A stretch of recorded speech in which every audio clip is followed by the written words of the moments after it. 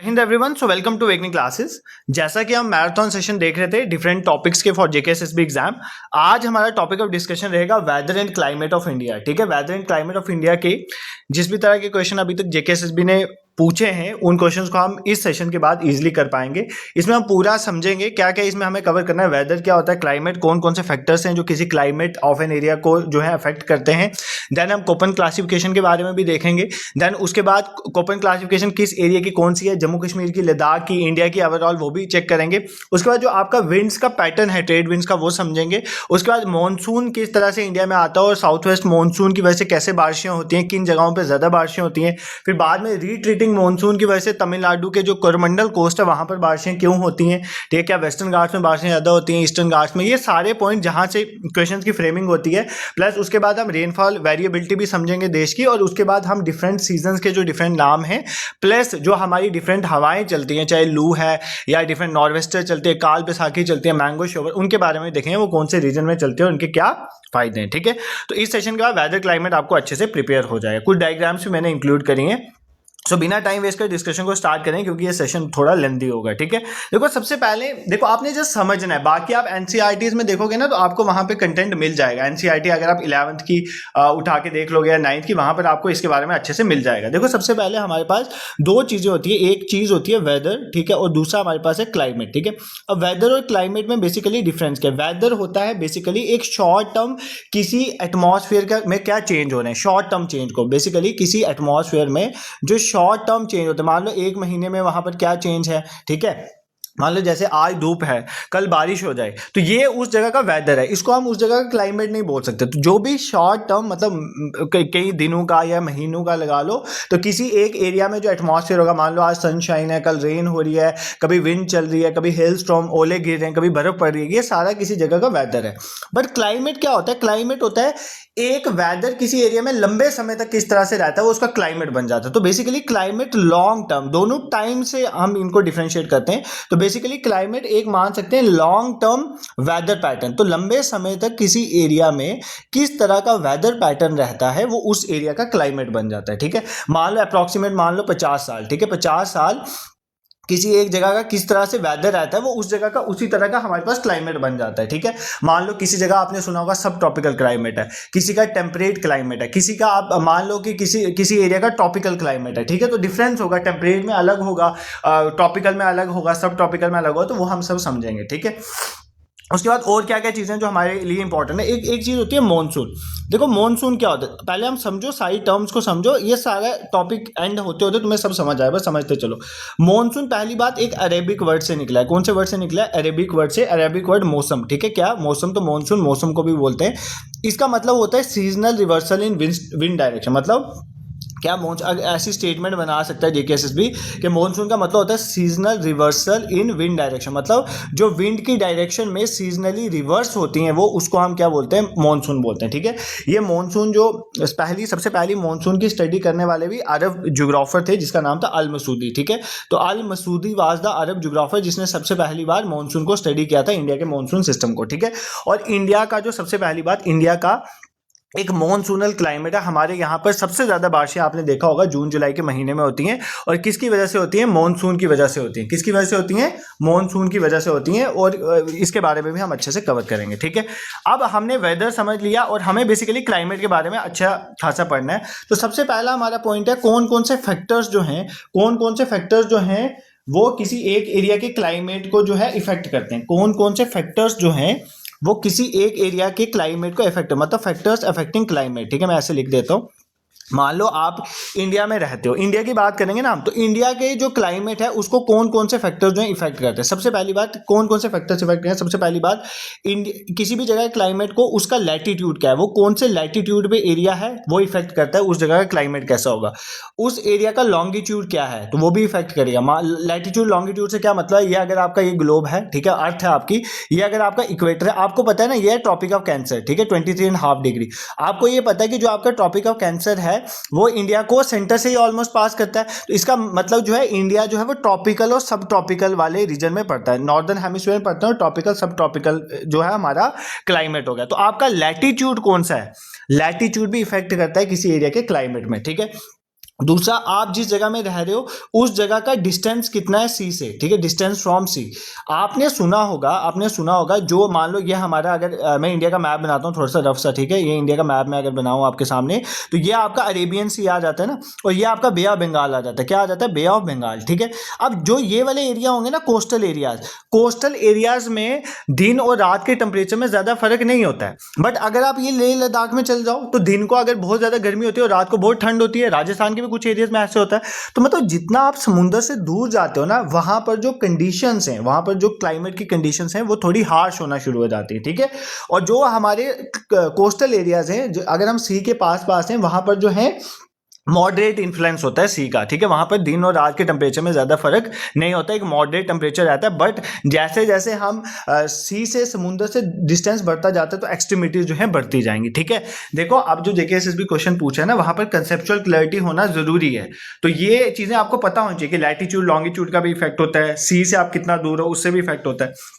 फिर सबसे इंपॉर्टेंट बात, तीसरा पॉइंट है आपके माउंटेन रेंजेस, ठीक है। हमारे और इंडिया के क्लाइमेट को जो नॉर्थ में माउंटेन रेंजेस है ना, वो भी बहुत इफेक्ट करते हैं, ठीक है। कौन से नॉर्थ के माउंटेन रेंज? आपको पता है हमारे ऊपर हिमालयाज है ना, तो ये हमारी हिमालयाज बेल्ट है पूरी, ये तिब्बत का एरिया भी, ये पूरा माउंटेनियस एरिया है।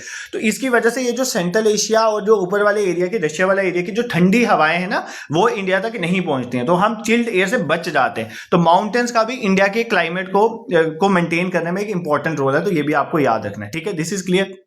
उसके बाद फिर हमारी इंडिया की जो फिजियोग्राफी है, ठीक है, फिजियोग्राफी फिजिकल डिवीजन हमने ऑलरेडी पढ़ा हुआ है।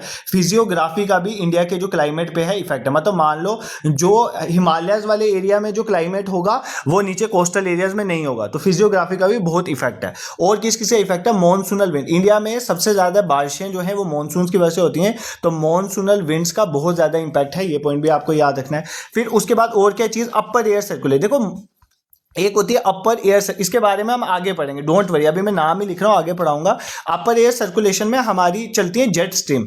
जेट स्ट्रीम मान लो 9 से 18 किलोमीटर के बीच में जेट स्ट्रीम, अपर एयर में जो हवाएं चलती हैं उनका बहुत इंपैक्ट होता है किसी एरिया के क्लाइमेट। इस जेट स्ट्रीम, ध्यान से समझना, इस जेट स्ट्रीम की वजह से ही आपके रिट्रीटिंग मानसून क्रिएट होते हैं, जिनकी वजह से तमिलनाडु कोस्ट में बारिशें होती हैं सर्दियों के दिनों में, ठीक है। जब अक्टूबर नवंबर का महीना है ना, मानसून वापस जा रहा होता है, तब जो आपका करमंडल कोस्ट है, तमिलनाडु वाला एरिया, वहां पर बारिशें होती है। तो पेपर में क्वेश्चन आता है किसकी वजह से होता है? Retreating monsoon.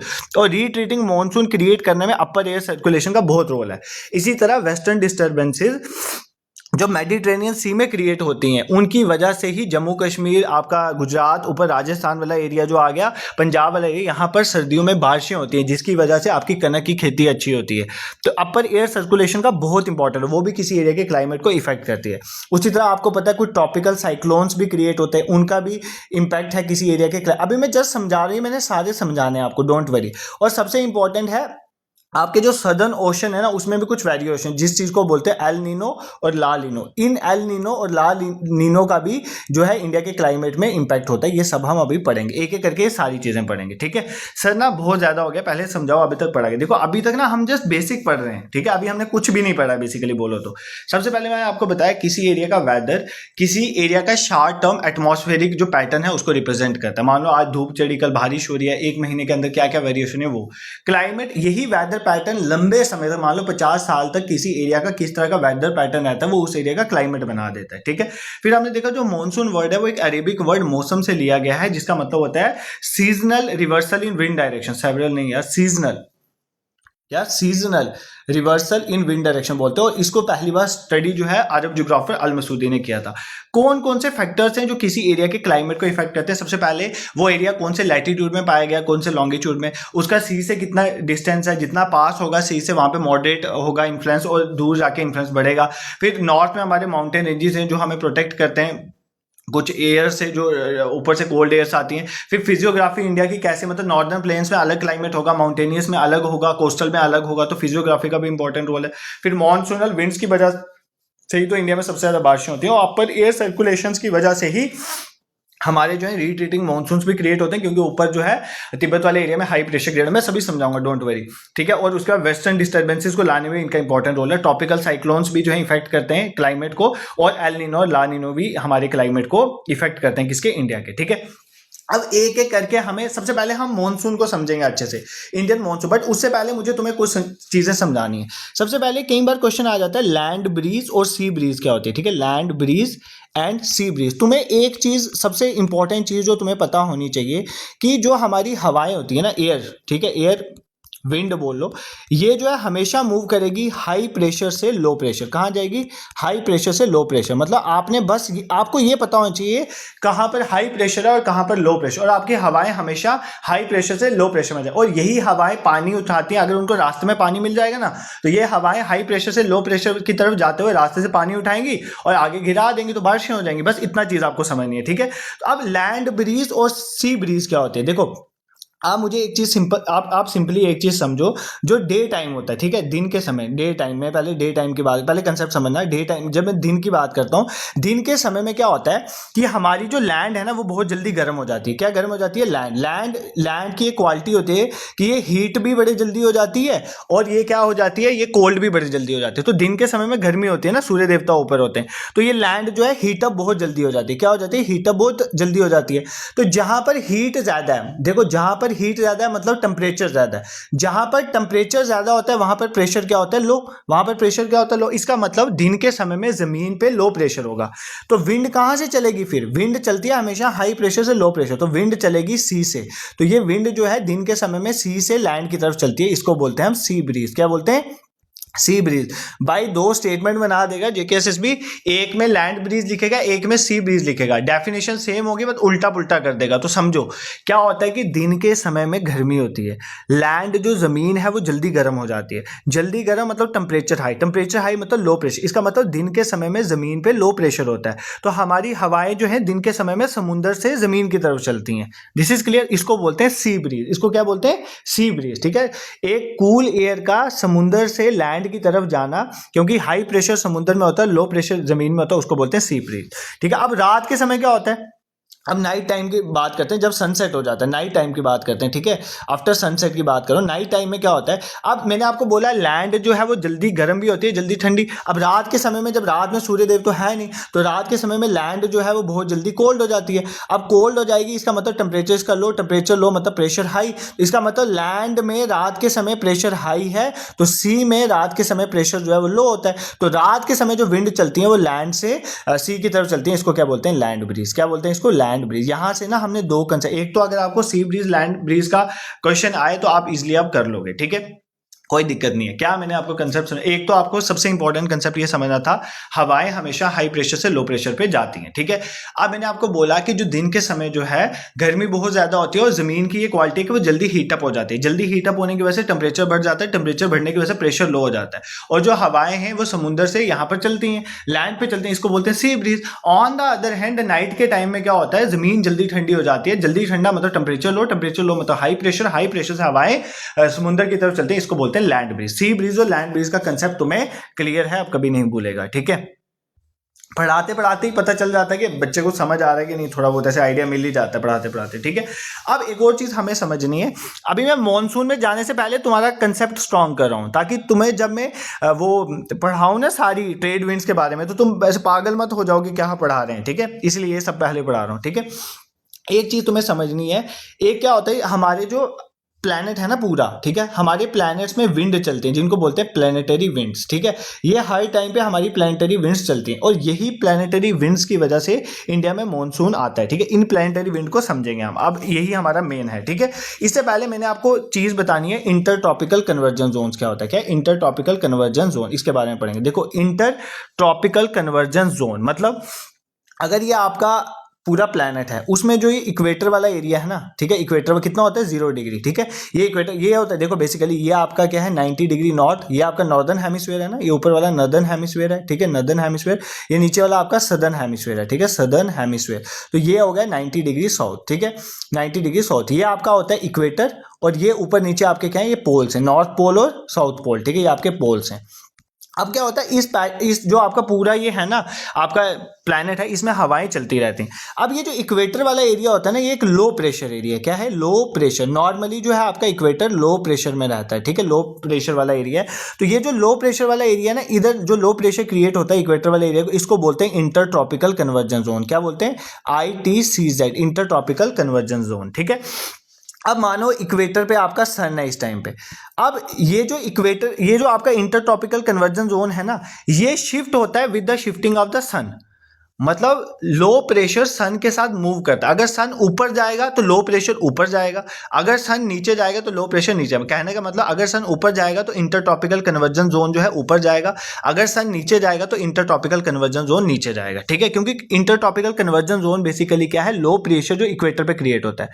अब सूर्य देव इक्वेटर पे तो हर टाइम रहते नहीं है। अब आपको पता है जब समर्स का टाइम होता है, जब समर्स में होता है तो हम नॉर्दर्न हेमिस्फीयर में रहते हैं ना। हम कहाँ पर हैं, हम यहाँ पर, इस एरिया में, इंडिया आपका, ठीक है, हम इस एरिया में। तो जब हमारा गर्मियों का समय होता है तो सूर्य देव यहाँ से इक्वेटर से ऊपर ऊपर आते हैं। जब ये सूरज ऊपर ऊपर आता है, जब ऊपर आएगा सूरज जो है आपका नॉर्दर्न हेमिस्फीयर जो है, इंटर ट्रॉपिकल कन्वर्जन जोन भी, मैंने कहा ये सन की मूवमेंट के साथ खुद भी मूव करता है, तो ये कहाँ जाना शुरू हो जाता है, ऊपर। कहाँ जाना शुरू हो जाता है, तो इंटर ट्रॉपिकल कन्वर्जन जोन उस केस में यहाँ पर बन जाएगा।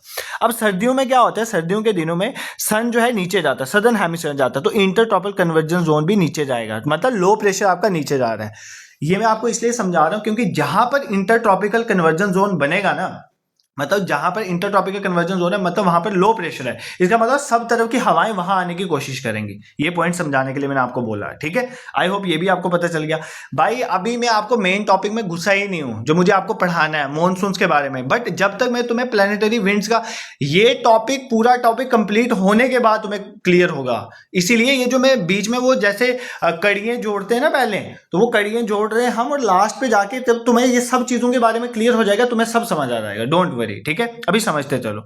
अब ये है हमारा, ध्यान से समझना, ये हमारी प्रेशर बेल्ट है। आपने इस चीज को अच्छे से समझना। मैंने आपको ये बोला, ये आपका इक्वेटर है ना 0 डिग्री। मैंने आपको बोला इक्वेटर वाला जो होता है लो प्रेशर बेल्ट होता है। क्या होता है, लो प्रेशर बेल्ट। ये जो 30 डिग्री नॉर्थ और 30 डिग्री साउथ है ना, इसको बोलते हैं सब ट्रॉपिकल हाई प्रेशर। मतलब यहाँ पर क्या रहता है, हाई प्रेशर, ठीक है, क्या रहता है, हाई प्रेशर। इसी तरह जो है ये दोनों हाई प्रेशर आ गए। इसी तरह ऊपर चलो, ये 60 डिग्री नॉर्थ वाला भी लो प्रेशर होता है और 60 डिग्री साउथ वाला भी लो प्रेशर होता है। इसी तरह पोल हमारे हाई प्रेशर होते हैं, पोलर हाई और नीचे पोलर हाई। ये सदर्न वाला, ये आपका नॉर्दर्न वाला, ठीक है। अब आप मुझे बताओ हवाएं कैसे चलेंगी। देखो ये अगर इक्वेटर है, लो प्रेशर है, इसका मतलब हवाएं इसकी तरफ जानी चाहिए, तो ऊपर से भी हवाएं इसकी तरफ आएंगी ऐसे, ठीक है। ये हवाएं इसकी तरफ आ रही है। मैं विंड्स की डायरेक्शन बता, विंड की डायरेक्शन हमेशा हाई से लो होती है, और नीचे वाली भी विंड जो है ऐसे जाएंगी, ठीक है। कैसे जाएंगी, इस तरह से। अब विंड की डायरेक्शन हम पता है कैसे लेते हैं, जिस तरफ से विंड्स आ रही है ना, हम उसी तरफ से डायरेक्शन लेते हैं। जैसे मैं इसकी डायरेक्शन बताता हूं आपको, किस वाली विंड्स की, ये वाली, ये जो मैंने विंड्स बनाई इसकी डायरेक्शन बताता हूँ। ये विंड्स नीचे से आ रही है, इसका मतलब साउथ से आ रही है, ठीक है। और ये कौन सी तरफ से आ रही है, ईस्ट वाली तरफ से आ रही है ना। यहाँ पर ईस्ट है, ये ईस्ट है, ये वेस्ट है, ये नॉर्थ है ऊपर, और ये साउथ है। तो ये इसको हम बोलेंगे साउथ ईस्टर्न ट्रेड विंड्स। क्या बोलेंगे, साउथ ईस्टर्न ट्रेड विंड्स, ठीक है। समझो इन कंसेप्ट्स को, ये क्लियर होना चाहिए आपको। इसी तरह अगर मैं इन विंड्स की डायरेक्शन बताऊं, ये कहां से आ रही है, ऊपर से आ रही है, मतलब नॉर्थ, और कौन सी तरफ से आ रही है, ईस्ट, तो इनको बोलेंगे नॉर्थ ईस्टर्न ट्रेड विंड्स, ठीक है। ये दो मेन आपको पता होने चाहिए। इसी तरह अब ये भी हाई प्रेशर है, ये लो प्रेशर है, इसका मतलब कुछ आपकी विंड्स ऐसे भी चलेंगे, हाई टू लो। यहाँ पर भी विंड्स होंगी आपकी, इस तरह से विंड्स चलेंगी। ये ऊपर हाई या नीचे लो है, तो ये भी विंड्स आएंगे हाई से लो। मतलब हमेशा हाई प्रेशर से लो प्रेशर में जो है विंड मूव करती है। जैसे मैं यहाँ पे भी बना देता हूँ हाई टू लो, ठीक है। उसी तरह जो है यहाँ से ऊपर हाई टू लो, ठीक है, ये विंड्स है। ये पूरा आपका मैंने विंड पैटर्न बना के आपको बता दिया। इनको बोलते हैं ग्लोबल प्लैनेटरी विंड सिस्टम।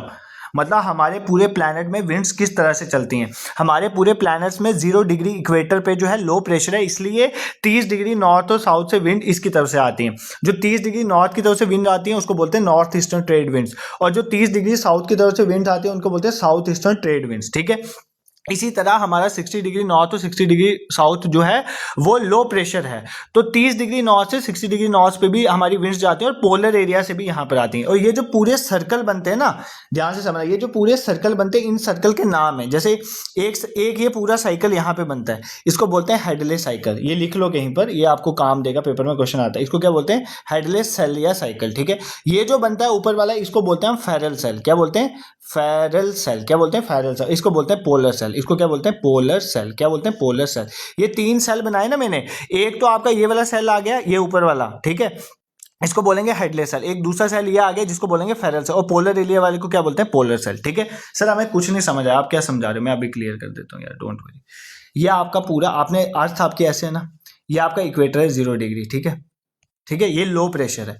इसी तरह ये आपका 30 डिग्री वाला जो है ना, ये हाई प्रेशर है, ये ऊपर भी है 30 डिग्री, नीचे भी है, नॉर्दर्न में भी साउदर्न में भी। इसी तरह आपका 60 डिग्री वाला जो है ना, वो लो प्रेशर है, ठीक है, 60 डिग्री वाला लो प्रेशर। और ये आपका पोलर आ गया 90 डिग्री, ये हाई प्रेशर है, ठीक है। अब मैंने आपको बोला विंड हमेशा जो है हाई से लो में जाएंगी, तो यहाँ से ये देखो आपका 0 डिग्री जो है ये लो था, ये हाई है, तो इसका मतलब यहाँ से विंड्स जो है ऐसे जाएंगी, ठीक है। इसको हम बोलते हैं, ये साउथ ईस्टर्न ट्रेड विंड्स होती हैं। क्या होती हैं, साउथ ईस्टर्न ट्रेड विंड। और ऊपर से जो 30 डिग्री वाली आ रही है नीचे, ठीक है, ये भी इक्वेटर की तरफ आएंगी, इनको हम बोलेंगे नॉर्थ ईस्टर्न ट्रेड विंड। इसी तरह यहाँ से ऊपर 60 डिग्री में भी जाएंगी क्योंकि 60 डिग्री लो प्रेशर है, और कुछ पोलर से भी 60 डिग्री में आएंगी क्योंकि 60 डिग्री लो प्रेशर है। इसी तरह यहाँ से भी 60 डिग्री में आएंगी क्योंकि 60 डिग्री लो प्रेशर है, और नीचे से भी 60 डिग्री में आएंगी क्योंकि 60 डिग्री लो प्रेशर है। यहाँ पर जो सेल बनता है इसको बोलते हैं हेडले सेल। क्या बोलता है, हेडलेस सेल इसको बोलते हैं। इसको जो ऊपर वाले को बोलते हैं हम फेरल सेल, और इसके ऊपर वाले को बोलते हैं पोलर सेल, ठीक है। This is also clear to you, ठीक है। पहले ये सब जेकेएसएस में पढ़ाने की जरूरत नहीं पड़ती थी, बट जब नए ट्रेंड के अकॉर्डिंग जिस तरह से क्वेश्चन आते हैं ना, फिर ऐसे। अब आप थोड़ा दिमाग लगाओ, चलो अभी थोड़ी देर के बाद आप सोचोगे इस बारे में, अभी तुम्हारा इतना ध्यान नहीं आया, ठीक है। अब मैं समझाता हूँ तुम्हें। देखो अब क्या हुआ हमारा, अब अच्छे से समझना आपको मॉनसून के बारे में, कि इंडिया में मॉनसून कैसे आता है, मॉनसून की वजह से किस तरह से बारिश होती है, हम सबको समझेंगे। देखो सबसे पहले हम बनाते हैं पूरा, ये आ गया ना पूरा आपका आपकी अर्थ, इसमें यह आपका इक्वेटर, ध्यान से समझना, ठीक है। यह आपका आ गया इक्वेटर 0 डिग्री, ठीक है। अब आपका इंडिया यहाँ कहीं है, क्योंकि ये अगर आपका ट्रॉपिक ऑफ कैंसर है ना, ट्रॉपिक ऑफ कैंसर 23.5 डिग्री, तो इंडिया इसके बीच से यहाँ से कहीं क्रॉस करता है, तो ये आपका इंडिया है, ठीक है। ये मान लेते हैं हमारा इंडिया है, भारत, ठीक है। अब होता क्या है, देखो आपकी, मैंने आपको बोला यहाँ से, ध्यान से सुनना मेरी बात। ये अगर मैं बात करूँ समर्स की, मैं बात करूँ समर्स के महीने की, ठीक है। मान लो मैं जून की बात करता हूँ। अब मुझे बताओ जून में सन कहाँ होगा, आपको इतना पता है समर्स में सन थोड़ा ऊपर चला जाता है ना, समर्स में सन ऊपर चला जाता है, इतना तो मानते हो ना कि समर्स में सन जो है वो नॉर्थ की तरफ मूव करता है, और विंटर्स में वो नीचे मूव करता है इक्वेटर से। अब मैं समर्स की बात करूँ, मैं समर्स की बात कर रहा हूँ, मतलब मई के महीने में बात करूँ, तो मई के महीने में सन ऊपर चला गया। अगर सन ऊपर गया, इसका मतलब जो आपका ITCZ है, इंटर ट्रॉपिकल कन्वर्जन जोन, वो भी कहां जाएगा, ऊपर चला जाएगा। तो ये आपका ITCZ जो है, inter tropical conversion zone. Inter tropical conversion zone क्या है, लो प्रेशर, मतलब लो प्रेशर भी आपका चला गया ऊपर। अब ये आपका था, ध्यान से समझना, ये आपका था 30 डिग्री साउथ, यहां से हवाएं आ रही थी ना, जिसको आपने क्या नाम दिया था, साउथ ईस्टर्न ट्रेड विंड। क्या आ रहा था, साउथ ईस्टर्न ट्रेड विंड्स यहां से आ रही थी। अब मेरी बात सुनो ध्यान से, साउथ जो भी ट्रेड विंड्स आ रही है वो कहां पर जाना चाहती है, लो प्रेशर में, लो प्रेशर में। बट लो प्रेशर तो पहले यहां पर था ना, जो इक्वेटर पे। अब वो लो प्रेशर गर्मियों में चला गया ऊपर इंडिया वाली तरफ, इंटर ट्रॉपिकल कन्वर्जन जोन ऊपर चला गया। इसका मतलब अब ये हवाएं जो है इस इक्वेटर को क्रॉस करके आगे जाना चाहती हैं, और जब भी हवाएं इक्वेटर को क्रॉस करती है ना, इनके ऊपर एक फोर्स लगती है जिसको क्या बोलते हैं, कोरियोलिस फोर्स। क्या बोलते हैं, कोरियोलिस फोर्स। और ये जो कोरियोलिस फोर्स है ना, ये विंड्स को, ध्यान से सुनना, ये विंड्स को नॉर्दर्न हेमिस्फीयर में, नॉर्दर्न हेमिस्फीयर में ये विंड्स को क्या करती हैं, राइट साइड में टर्न कर देती हैं। क्या कर देती हैं, राइट साइड में टर्न कर देती हैं, ठीक है, राइट साइड में टर्न। एक बार समझो, 3 बार समझाऊंगा, डोंट वरी। और सदर्न हेमिस्फीयर में, जब ये विंड सदर्न हेमिस्फीयर में, ये कोरियोलिस फोर्स क्या करती हैं, सदर्न हेमिस्फीयर में ये क्या करती हैं, लेफ्ट साइड टर्न कर देते हैं। क्या कर देते हैं, लेफ्ट साइड टर्न कर देते हैं। किसको, विंड्स को। तो देखो जो ये साउथ ईस्टर्न ट्रेड विंड आ रही थी ना, जैसे ही इक्वेटर क्रॉस करेंगी तो इनके ऊपर कौन सी फोर्स लगेगी, कोरियोलिस फोर्स। ये इसको क्या करेगी, राइट साइड, राइट साइड कौन सा है, इस तरफ टर्न कर देगी। तो ये विंड ऐसे चेंज हो जाएगी, इनकी डायरेक्शन जो है वो चेंज हो जाएगी। क्या हो जाएगी, चेंज हो जाएगी। तो जो पहले इनका नाम साउथ ईस्टर्न था, क्योंकि ये साउथ ईस्ट से आए थे, अब इनका नाम चेंज हो जाता है, साउथ वेस्टर्न ट्रेड विंड बन जाता है। क्या बन जाता है, साउथ वेस्टर्न ट्रेड विंड। इसी साउथ वेस्टर्न विंड्स को हम क्या बोलते हैं, मॉनसून्स। क्या बोलते हैं, मॉनसून्स। तो आपके पेपर में क्वेश्चन आया था, जेकेएसएसबी ने पूछा था कि साउथ वेस्टर्न विंड्स जो हैं वो बारिशें करवाती हैं वेस्टर्न घाट्स में। तो उन्होंने साउथ ईस्टर्न नहीं बोला, क्यों, क्योंकि ये साउथ ईस्टर्न ट्रेड विंड्स जो नीचे से आ रही थी, जैसे ही उन्होंने इक्वेटर क्रॉस किया, इनके ऊपर कोरियोलिस फोर्स लगी, उसने इनको राइट टर्न कर दिया, तो इनका नाम चेंज हो गया। इन्हीं साउथ ईस्टर्न ट्रेड विंड का नाम चेंज होकर क्या पड़ गया, साउथ वेस्ट मॉनसून्स, ठीक है। इन्हीं की वजह से गर्मियों में इंडिया के पोर्शन में बहुत ज्यादा बारिशें होती हैं, ठीक है। This is clear, I hope आपको थोड़ा समझ आया, वापिस समझा देता हूं, डोंट वरी, ठीक है। यार ये टॉपिक ना मतलब समझने वाला है, इसमें कुछ रटने वाला नहीं है, तो अच्छे से समझो। मैंने तुम्हें बोला अगर ये हमारा, सुनो, ये अगर हमारे पास अर्थ है, ये इसका इक्वेटर है। अगर सपोज करो मैं बात करता हूँ, मान लो 23 मार्च की बात करता हूँ, 22-23 मार्च की, 23 मार्च के टाइम पे मान लो आपका सन इक्वेटर पे ही है, तो ये नीचे से और ऊपर से हवाएं इजिली यहाँ पर आ रही थी और आपके इक्वेटर पे ही लो प्रेशर था, इंटर ट्रॉपिकल कन्वर्जन जोन यहीं पे था, ठीक है। तो कुछ नहीं, आपको पता है गर्मियों में कोई इस मार्च के महीने में कोई इतनी ज्यादा बारिशें तो होती नहीं है, ठीक है, इसकी वजह से, मानसून की वजह से। अब मैंने बोला कि अब टाइम आ गया आपका समर्स का, तो जैसे ही समर्स आई तो समर्स में क्या होता है, सन आपका ऊपर चला गया, सन के ऊपर जाने की वजह से आपका जो लो प्रेशर था, मतलब इंटर ट्रॉपिकल कन्वर्जन जोन था ITCZ, वो भी ऊपर चला गया। अब जैसे ही ITCZ ऊपर चला गया, ये जो आपकी साउथ ईस्टर्न ट्रेड विंड्स मैंने आपको बोला था हाई प्रेशर से लो प्रेशर, ये तो लो प्रेशर में जाएंगी ना, low pressure is what ITCZ, तो ITCZ अब ऊपर चला गया, तो इनको भी ऊपर जाना है, ऊपर जाने के लिए इनको इक्वेटर को क्रॉस करना है, और जैसे ही इक्वेटर पे क्रॉस करेंगे इनको एक क्रियोलिस फोर्स लगेगी जो इनको राइट साइड में क्या कर देगी, टर्न, तो इनकी डायरेक्शन जो ऐसे चेंज होगी, तो जब इनकी डायरेक्शन चेंज होगी तो ये क्या बन गए, साउथ वेस्ट मानसून। क्या पहले इनका इन ट्रेड विंड की डायरेक्शन थी साउथ ईस्ट ट्रेड विंड्स, तो अब आगे जाके ये क्या बन गए, साउथ वेस्ट मानसून, ठीक है, दिस इज क्लियर। ये गर्मियों के महीने में होता है, ठीक है। अभी मैं जस्ट ये समझा रहा हूं, अभी मैं समझा रहा हूं कि मॉनसून बना कैसे। मॉनसून कैसे बना कि जब आपकी गर्मियां आई, आपका सन जो है वो नॉर्दर्न हेमिस्फीयर की तरफ मूव करना शुरू किया। जैसे ही सन ने नॉर्दर्न हेमिस्फीयर की तरफ मूव किया, आपका इंटर ट्रॉपिकल कन्वर्जन जोन भी ऊपर शिफ्ट हुआ। इंटर ट्रॉपिकल कन्वर्जन जोन की शिफ्ट होने की वजह से साउथ ईस्टर्न ट्रेड विंड जो नीचे से आए थे उनको इक्वेटर को क्रॉस करना पड़ा। जैसे ही उन्होंने इक्वेटर को क्रॉस किया तो उनकी डायरेक्शन राइट में टर्न होगी ड्यू टू क्रियोलिस फोर्स, तो जो साउथ ईस्टर्न ट्रेड विंड आ रही थी अब उनका नाम क्या पड़ गया, साउथ वेस्ट मानसून। तुम्हें इस क्वेश्चन में कोई दिक्कत नहीं होनी चाहिए, ठीक है। I hope this is clear to you, ठीक है। अभी हम गर्मियों में ही, अभी हम सर्दियों में नहीं आए, सर्दियों में जब आएंगे तो रिट्रीटिंग मानसून की बाद में बात करेंगे, पहले आप ये पूरा समझो। अभी हम गर्मियों के महीने में, अभी मई का महीना चल रहा है, मई के महीने में क्या हुआ, मई के महीने में सन ऊपर था, सन यहाँ बार बार इसलिए बना रहा हूं ताकि क्लियर हो जाए, सन ऊपर था, मई के महीने में सन आया, तो जो हमारी नीचे से ये यहाँ से आ रही थी कौन सी, साउथ ईस्टर्न ट्रेड विंड, उन्होंने क्रॉस किया और उन्होंने ऐसे टर्न कर लिया, और ये आपका इंडिया है, ठीक है। अब ये इंडिया है तो अब क्या होगा यहाँ पर, इंडिया पे ये जो साउथ वेस्ट मानसून, ये जो आई साउथ वेस्ट विंड्स आई, ये क्या करेंगे, यहाँ पर आपका अरेबियन सी है, यहाँ पर बे ऑफ बंगाल है, यहाँ से पानी उठाएंगे और दमादम हिंदुस्तान में बारिशें करेंगे, ठीक है। इसी को बोलते हैं हमारे साउथ वेस्ट मानसून। और जब बारिशें जो है इंडिया पे गिरेंगी उसको हम क्या बोलेंगे, बर्स्ट ऑफ मॉनसून या ऑन सेट ऑफ मॉनसून। क्या बोलते हैं, ऑन सेट ऑफ मॉनसून। क्योंकि क्या होता है कि जब अप्रैल मई के महीने में सन जो है वो नॉर्थ की तरफ मूव करता है तो इंडिया का जो एरिया है वो हीटअप हो जाता है, क्योंकि सन ट्रॉपिक ऑफ कैंसर में आ गया ना, हीटअप होने की वजह से इंडिया के एरिया में इंटर ट्रॉपिकल कन्वर्जन जोन आता है, मतलब इंडिया पे लो प्रेशर क्रिएट हो जाता है और नीचे से हवाएं जो है वो इंडिया की तरफ आना शुरू हो जाती हैं, और साउथ वेस्टर्न मॉनसून जो है वो क्या करती हैं, हवाएं विंड्स क्या करती हैं, अरेबियन सी और बे ऑफ बंगाल से पानी उठाती है और इंडिया में जम के बारिश करती है, ठीक है। This is clear. तुम्हें इस पॉइंट में आप कोई दिक्कत नहीं होनी चाहिए कि साउथ वेस्ट मानसून किस तरह से बना, इसलिए इनको साउथ वेस्ट ही विंड्स क्यों बोलते हैं, साउथ ईस्ट ट्रेड विंड क्यों नहीं कहते, क्योंकि साउथ ईस्ट ट्रेड विंड ने जैसे इक्वेटर क्रॉस किया वो राइट टर्न हुई क्रियोलिस फोर्स की वजह से, ठीक है। अब जैसे ही ये साउथ वेस्ट जो ट्रेड विंड्स हैं जब ये इंडिया में पहुंचती हैं, ठीक है, ये बहुत स्ट्रांग होती हैं और बहुत ज़्यादा बारिशें इंडिया में होना शुरू हो जाती हैं, इसको बोलते हैं बर्स्ट ऑफ मॉनसून। क्या बोलते हैं, बर्स्ट ऑफ मॉनसून, मतलब एक इंटेंस जो है सडन, अगर बर्स्ट ऑफ मॉनसून की प्रॉपर डेफिनेशन बोलो तो सडन फिनोमेना होता है जहां पर जिसमें इंडिया में जम के बारिशें होना शुरू हो जाती हैं, इसको बोलते हैं बर्स्ट ऑफ मॉनसून। मॉनसून का इंडिया में आने is known as onset of monsoon, अप्रैल मई के महीने में ही स्टार्ट हो जाता है, और जैसे ही ये जो है मॉइस्चर उठाती हैं कहाँ से, अरेबियन सी और बे ऑफ बंगाल पे, और इंडिया में जम के बारिशें शुरू हो जाते हैं, उसको बोलते हैं बर्स्ट ऑफ मॉनसून, ठीक है।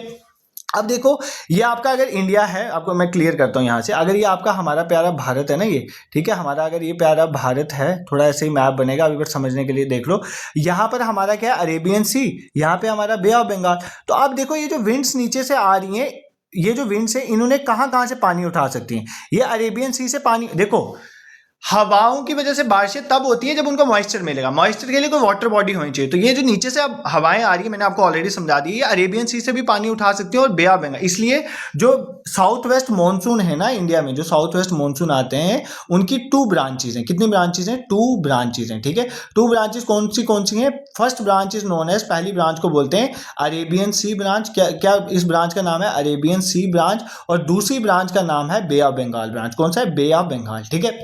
इसमें तो कोई कंफ्यूजन नहीं होनी चाहिए। अरेबियन सी ब्रांच वो ब्रांच है जो अरेबियन सी से पानी उठा के इंडिया में बारिशें करवाएगी, और बे ऑफ बंगाल ब्रांच वो है जो बे ऑफ बंगाल से पानी उठा के इंडिया में बारिशें कराएगी। देखो अब अरेबियन सी वाली कहाँ कहाँ बारिशें कराएगी, ये वेस्टर्न घाट्स वाले एरिया में कराएगी, यहाँ से घुसेगी तो इस एरिया में भी करवाएगी, कुछ यहाँ से इस एरिया में भी कराएगी। तो ये सारा एरिया जो है ये अरेबियन सी वाली ब्रांच ही बारिशें कराएगी। बट ये बे ऑफ बंगाल वाली ये जो नॉर्थ ईस्टर्न वाला एरिया है ना, ये सारे एरिया में बे ऑफ बंगाल कहीं घूम के यहाँ तक बे ऑफ बंगाल वाली ब्रांच जो है बारिशें करवाती है। ठीक है, दिस इज क्लियर, कोई दिक्कत तुम्हें यहाँ पर नहीं होनी चाहिए। तो इसमें तो कोई इतना समझाने वाला नहीं था। अरेबियन सी ब्रांच जो है, जो अरेबियन सी से पानी उठा के जो साउथ वेस्ट मानसून बारिशें करवाएंगे उसको बोलते हैं अरेबियन सी ब्रांच की वजह से बारिशें होना, और जो बे ऑफ बंगाल से पानी उठा के बारिशें कराएगी उसको बोलेंगे बे ऑफ बंगाल की वजह से बारिश होना। इसमें तुम्हें क्लियर है। जो अरेबियन सी वाला एरिया ना वो वेस्टर्न घाट्स के एरिया में होती है बारिशें वगैरह, ये वो लेटर फटर, तो ये तुम्हें क्लियर है। ठीक है, अब तुम्हें मैं एक चीज समझाऊंगा जो जेकेएसएसबी ने क्वेश्चन भी पूछा था। ये क्वेश्चन पूछा था कि ये जो आपका वेस्टर्न, ये जो आपका, ध्यान से सुनना आप मेरी बात, ये जो आपके वेस्टर्न घाट्स है ना, अगर आपको फिजियोग्राफी पढ़ी है, यहाँ पर वेस्टर्न घाट्स है, ये कौन सा एरिया है, वेस्टर्न घाट्स नीचे वाला। ठीक है, और ये है आपका ईस्टर्न घाट्स, ये क्या है, ईस्टर्न घाट्स। ध्यान से समझना इस कंसेप्ट को। अब यहाँ से बारिशें आती हैं ना, हवाएं यहाँ से आती हैं, हवाएं यहाँ से अरेबियन सी से साउथ वेस्ट मानसून बारिशें उठाता है और इस एरिया में जम के बारिशें होती हैं। तो वेस्टर्न घाट्स में मोर देन 200 सेंटीमीटर रेनफॉल यहाँ पे एग्जिस्ट करता है। इतना ज़्यादा रेनफॉल, मतलब अच्छी खासी 200 से सेंटीमीटर से ज़्यादा यहाँ पे रेनफॉल होता है। बट ये बहुत ऊंची पहाड़ी है वेस्टर्न घाट्स की। जो ये हवाएं आती है ना, इन्होंने यहाँ से मॉइस्चर उठाया अरेबियन सी से, जब ये इस वेस्टर्न घाट्स के साथ टकराती हैं तो बारिशें करना शुरू हो जाती हैं। बट इस वेस्टर्न घाट्स की पहाड़ी चढ़ते चढ़ते इसकी जो मॉइस्चर है वो खत्म हो जाता है, क्योंकि मॉइस्चर तो इसने वेस्टर्न घाट्स में ही गिरा दिया। तो जैसे इस पहाड़ी को क्रॉस करते ये हवाएं यहाँ पर इस एरिया में पहुंचती है ना, इनका मॉइस्चर खत्म हो चुका होता है। ये एक ड्राई एयर बन गई होती है, जस्ट क्या, ड्राई विंड्स बन गई होती है। ड्राई एयर मतलब जिसमें कोई मॉइस्चर नहीं है, और ड्राई एयर कभी बारिश नहीं करवा सकते। इसलिए जो ये वाला एरिया है ना, जिसको ईस्टर्न घाट्स वाला एरिया बोल सकते हो, या इन दोनों के सेंटर वाला एरिया, यहां पर इसको बोलते हैं रेन शेडो एरिया। क्या बोलते हैं, रेन शेडो एरिया। तो इस एरिया में जो है बारिशें नहीं होती हैं। ठीक है, ये याद कर लेना।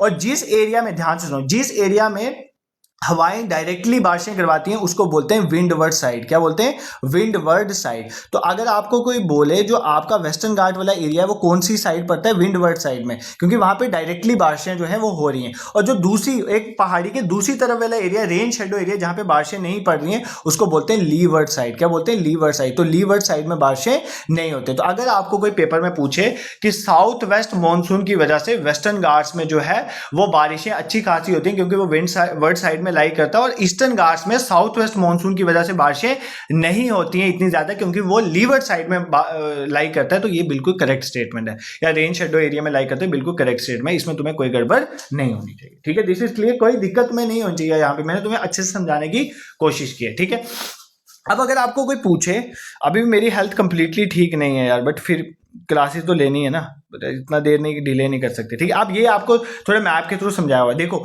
अब ये आपका ये मॉनसून के बताइए, ये आपका जो है इस एरिया में जो अच्छी खासी बारिशें होंगी, ये कौन करा रहा है, आपका अरेबियन सी वाली ब्रांच, और ये करा रही है बे ऑफ बंगाल वाली ब्रांच। ठीक है, अगर आपको पेपर में पूछे ये जो रीजन है ना आपका मालाबार वाला, ये पूरा एरिया जो है आपका, ठीक है, मालाबार कोस्ट वगैरह, ये नीचे वाला है, सबसे ज्यादा यहाँ पर इस एरिया में बारिशें होती है। इसमें 300 सेंटीमीटर, मैंने कहा 200 से ऊपर सेंटीमीटर, 200 सेंटीमीटर से अबव रेनफॉल यहाँ पर होती है। बट अगर तुम्हें पूछे सबसे ज्यादा बारिशें कहाँ पर होती है, तो इस एरिया में होती है। ये आपका जो मेघालय है ना, मेघालय की, ध्यान से सुना, मेघालय की जो गारो हिल्स है ना, गारो खासी जयंतिया हिल्स है ना जो, तो गारो खासी जयंतिया हिल्स में सबसे ज्यादा बारिशें होती है। इसमें भी जो एक एरिया पड़ता है चेरापूंजी और मेसनराम, ठीक है, एंड मेसनराम, ठीक है, मेसनराम, ये जो एरिया है ना, इस एरिया में अच्छी खासी बारिश होती है। मतलब कहाँ 300 सेंटीमीटर, कहाँ पे 1400 सेंटीमीटर।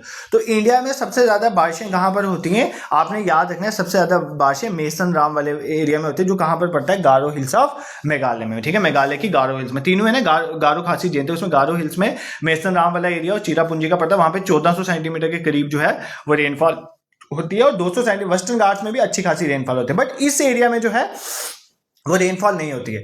इसीलिए ये एरिया और ये जो कच्छ वाला एरिया जो है, गुजरात के कच्छ वाला, राजस्थान वाला एरिया, ऊपर लद्दाख वाला एरिया, इन सब की कोपन क्लासिफिकेशन ऑलमोस्ट सेम है, क्योंकि ये वो एरिया जहां पर इतनी ज्यादा बारिशें नहीं होती हैं। और ये जो एरिया ना आपका ईस्ट, ये वाला एरिया जो करमंडल कोस्ट, ये नीचे वाला एरिया, ये वाला, यहाँ पर बारिशें जो है रीट्रीटिंग मानसून की वजह से होती है। मतलब जब मानसून वापस जा रहा होता है ना तब होती है। अभी मैं समझाऊंगा रीट्रीटिंग मानसून, मैंने अभी आपको नहीं पढ़ा, अभी मैंने जस्ट आपको ये समझाया, जो अभी तक पढ़ा वो रिकैपिचुलेट करते हैं ना, फिर वापस देखेंगे, डोंट वरी। देखो ये क्या होता है, वेदर क्लाइमेट क्या होता है ये तुम्हें समझ आ गया, लैंड सी ब्रीज तुम्हें समझ आ गया। तुम्हें मेन एक ही चीज समझनी थी, हवाएं हमेशा हाई प्रेशर से लो प्रेशर पे जाती हैं। फिर मैंने तुम्हें समझाया we have a planetary system. Planetary system ये है कि we have a high pressure belt है, कौन सा 30 degree north and south, 0 degree हमारा लो प्रेशर है और 60 डिग्री भी लो प्रेशर और 90 डिग्री हमारा हाई प्रेशर है। तो क्या होता है 30 डिग्री से 0 डिग्री की तरफ नॉर्थ साउथ से हवाएं चलती हैं, क्योंकि हाई प्रेशर से लो प्रेशर में जाती हैं इक्वेटर में। उसको बोलते हैं, ऊपर से जो आते हैं उसको बोलते हैं नॉर्थ ईस्टर्न ट्रेड विंड, नीचे से जाते हैं उसको बोलते हैं साउथ ईस्टर्न ट्रेड विंड। अब क्या होता है, ऐसे तो इंटर ट्रॉपिकल कन्वर्जन जोन जो है इक्वेटर पे लाई करता है, बट क्या होता है गर्मियों के दिनों में मई के महीने में मान लो ITCZ ऊपर आ जाता है इंडिया की तरफ, क्योंकि इंडिया आपका कहां पर लाई कर रहा है, 8 डिग्री से ऊपर लाई कर रहा है, तो ये ऊपर आ जाता है। क्यों, गर्मियों में आपका सन जो है अपेरेंट मूवमेंट होती है टुवर्ड्स द नॉर्दर्न हेमिस्फीयर। इससे क्या होता है, जो साउथ ईस्टर्न ट्रेड विंड, जो ये नीचे से विंड आई थी जिनको हम बोलते हैं साउथ ईस्टर्न ट्रेड विंड, ये साउथ ईस्टर्न ट्रेड विंड क्या करती है, इक्वेटर को क्रॉस कर लेते हैं, क्योंकि लोअर प्रेशर ऊपर है तो इनको भी ऊपर जाना होता है। जैसे ही ये इक्वेटर को क्रॉस करते हैं इनकी डायरेक्शन जो, अभी मैं गर्मियों में क्या होता है वो समझा, इनकी डायरेक्शन जो है वो क्या हो जाती है, इनकी डायरेक्शन जो है साउथ ईस्ट से साउथ वेस्ट बन जाती है।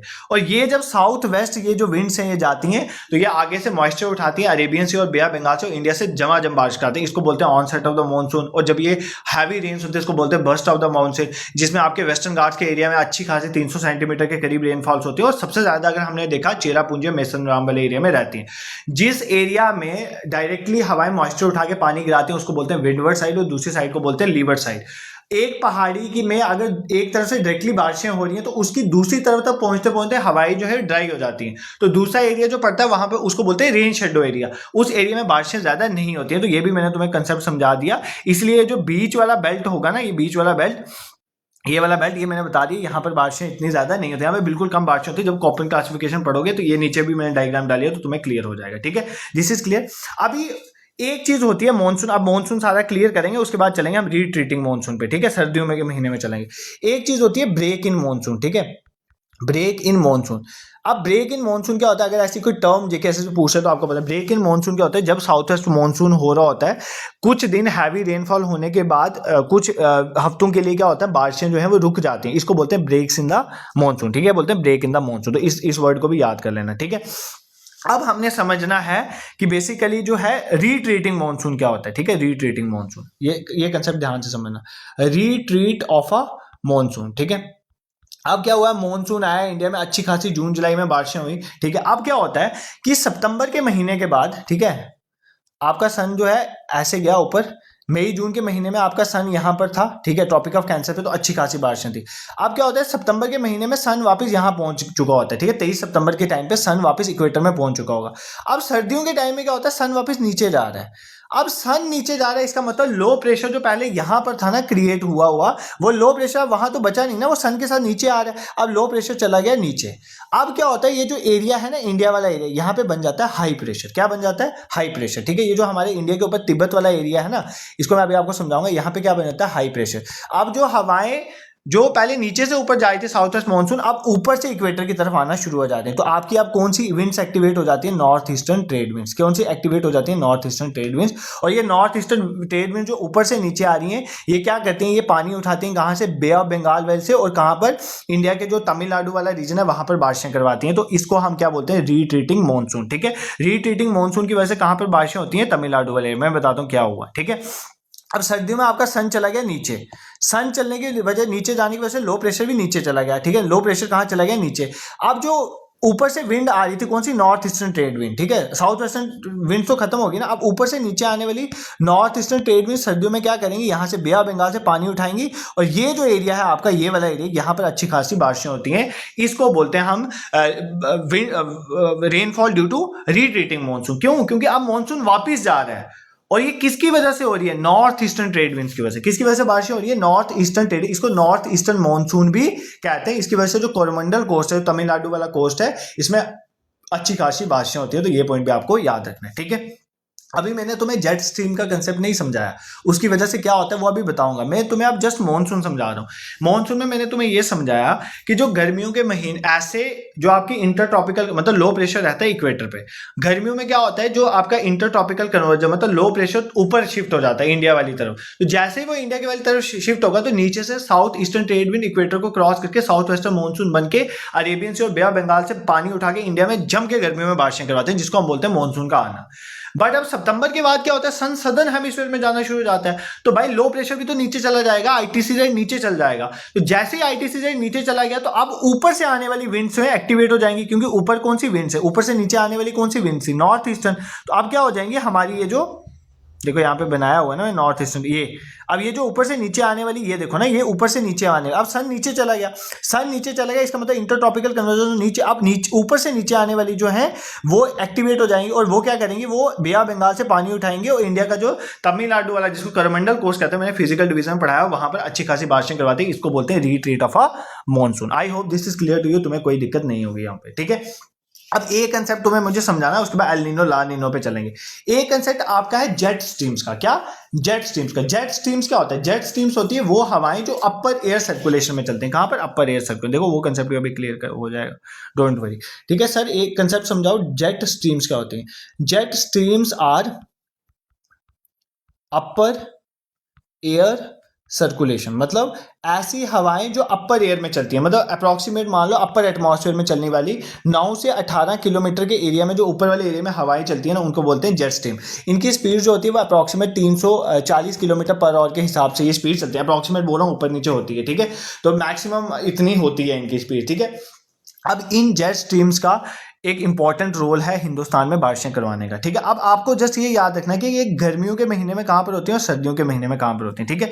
अब देखो जब मेन इनका सर्दियों के महीने में रोल है, देखो सर्दियों के महीने में क्या होता है, अगर मैं आपको इंडिया का मैप कहां पर है वहां पे समझाता हूं, ठीक है। कोई बनाया होगा ना, मैंने पूरा मैप वहां पे कवर करते हैं, डोंट वरी, नीचे बनाया है। हाँ जैसे ये आपका, इसमें ही क्लियर कर लेंगे, ठीक है। ध्यान से समझना, ये आपका जो इंडिया का मैप है, इसके जो ऊपर देखो, ये आपका इंडिया के मैप के ऊपर ये वाला जो एरिया आपको पता है, ये चाइना वाला एरिया ना, ठीक है। चाइना तिब्बत वाला एरिया, ये पूरा तिब्बत वाला एरिया मैं ऐसे बना लेता हूँ आपकी नॉलेज के लिए, ठीक है। ये एरिया, अब ये जेट स्ट्रीम्स ऐसे हवाएं ऊपर चलती हैं, ठीक है। अब क्या होता है, देखो सर्दियों के महीने में ध्यान से समझना, सर्दियों के महीने में ये जो जेट स्ट्रीम इस तरफ से आ रही होती है ना, ये इसमें दो ब्रांचेस में टूट जाती हैं। यहाँ पर एक ब्रांच ऊपर चल जाती है, एक ब्रांच यहाँ से नीचे चल जाती है, ठीक है। और ये दोनों ब्रांचें आपस में इस जगह पे मिलती हैं, ठीक है। सर्दियों के महीने में क्या होता है कि सब ध्यान से समझना, सर्दियों के महीने में ये जो नीचे वाली ब्रांच होती है ना, इसको क्या बोलते हैं, इस नीचे वाली ब्रांच को बोलते हैं हम सब ट्रॉपिकल जेट। क्या बोलते हैं? सब ट्रॉपिकल जेट, ठीक है। सब ट्रॉपिकल जेट, ठीक है। इस सब ट्रॉपिकल जेट की वजह से इंडिया में क्या क्रिएट हो जाता है, इस तिब्बत वाले ऊपर वाले एरिया में हाई प्रेशर क्रिएट हो जाता है। क्या क्रिएट हो जाता है? हाई प्रेशर, जिसकी वजह से ये विंड सर्दियों के महीने में ऐसे चलनी शुरू हो जाती हैं और यहाँ से वो मॉइस्चर उठाती हैं और हमारे तमिलनाडु वाले कोस्ट में बारिशें करवाती हैं, ठीक है। मैंने तुम्हें क्या समझाया, जेट स्ट्रीम होती है अपर एयर सर्कुलेशन, मतलब हमारे अपर एटमॉस्फेयर जो हवाएं चलती हैं उनको बोलते हैं जेट स्ट्रीम।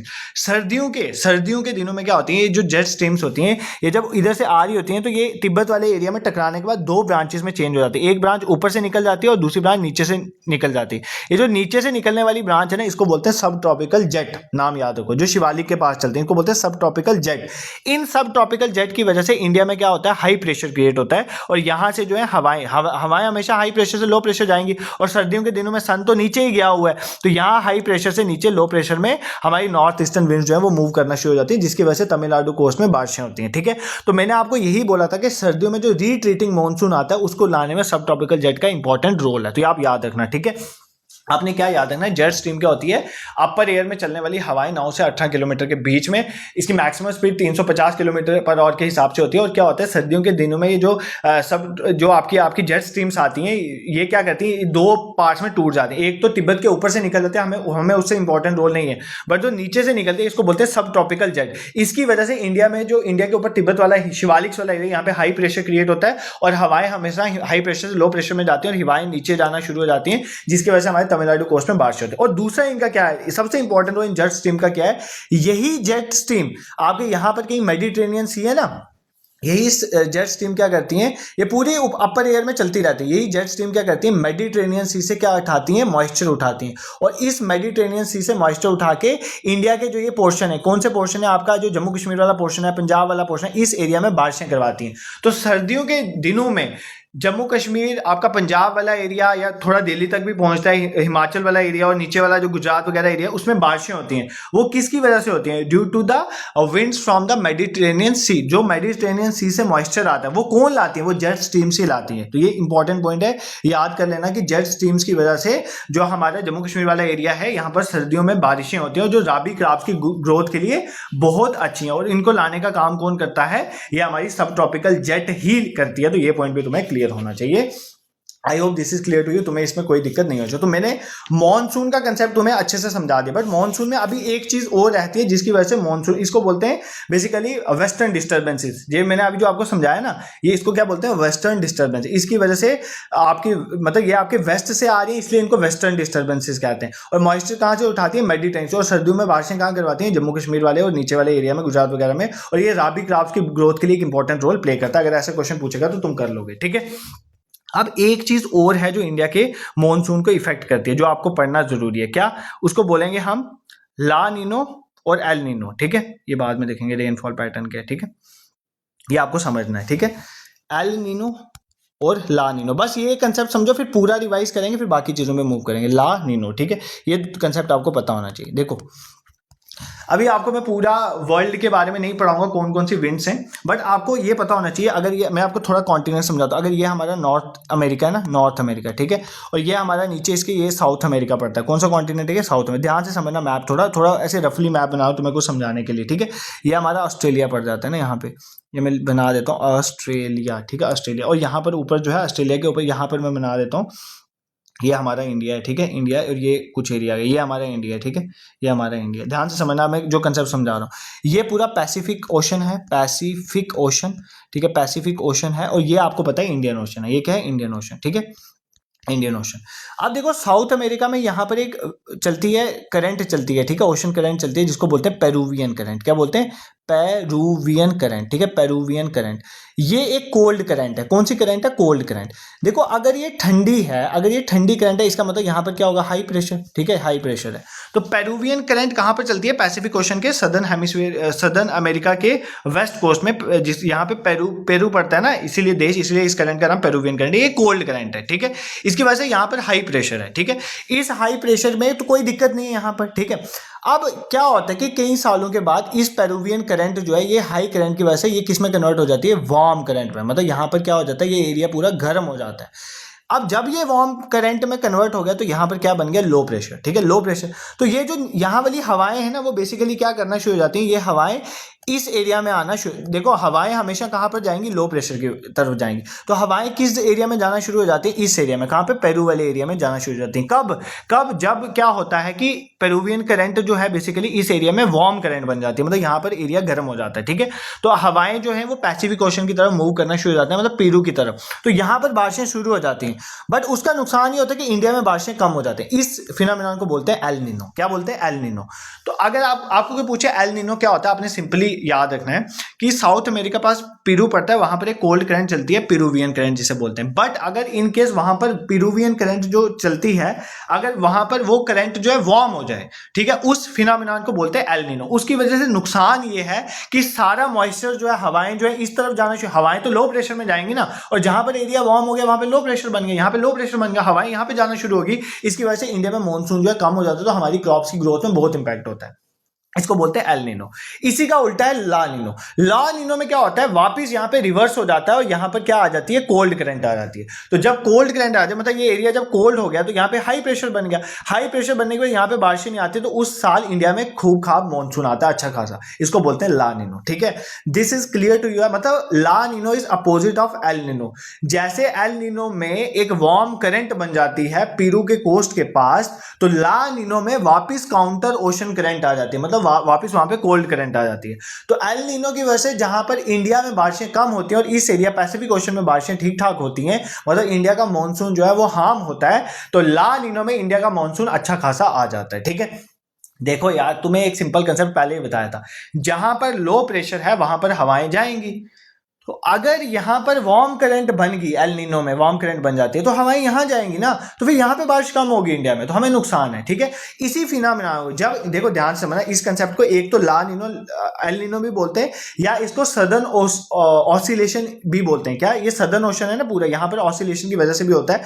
अब एक एक आप कंसेप्ट मेरे कहने पर याद कर लो, मे भी आपको पूछ ले। एक चीज होती है पॉजिटिव सदर्न ऑसिलेशन इंडेक्स और एक होता है नेगेटिव सदर्न ऑसिलेशन इंडेक्स। अब दोनों में फर्क क्या है? दोनों में फर्क क्या है देखो ध्यान से सुनो।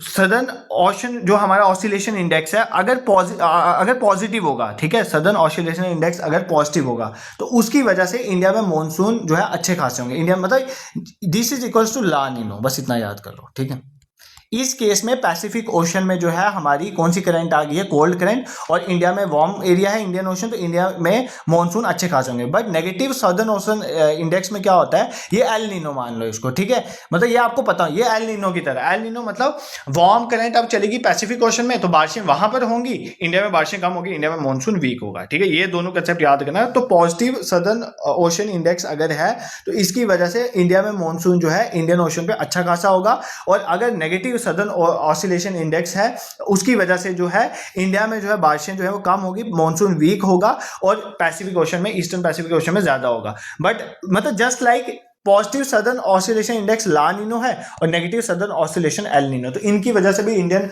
जो हमारा मॉनसून है वो इंपैक्ट होता है, इसलिए मैंने आपको बता दिया। ठीक है, अब तुम ये 2 मिनट डाइजेस्ट करो जो मैंने पढ़ा है, उसके बाद मैं पूरा रिवाइज करवाऊंगा, फिर आगे। अभी पढ़ने के लिए बहुत कुछ है, ये टॉपिक अभी कंप्लीट नहीं। अभी आपका सीजन्स के बारे में मुझे पढ़ाना है, फिर रेनफॉल के बारे में समझाना है, कहाँ पर कितनी रेनफॉल होती है, वो कुछ चीजें देखेंगे, फिर सीजन्स के बारे में समझेंगे, और उसके बाद हमारा कॉपन क्लास में तुम्हें अब समझ आ जाएगी, क्योंकि मैंने तुम्हें बारिशों में बता दिया, और मैंने कुछ तुम्हें ये भी पहले ही बता दिया कौन से एरिया में बारिशें अच्छी खासी होती हैं, कौन से कम होती है, वो हम देख चुके हैं। बट आपको ये कुछ चीजें पहले समझनी है, उसके बाद हम बाकी देखेंगे। ठीक है, एक सेकंड में पानी पी लेता हूँ, फिर स्टार्ट करते हैं वापस।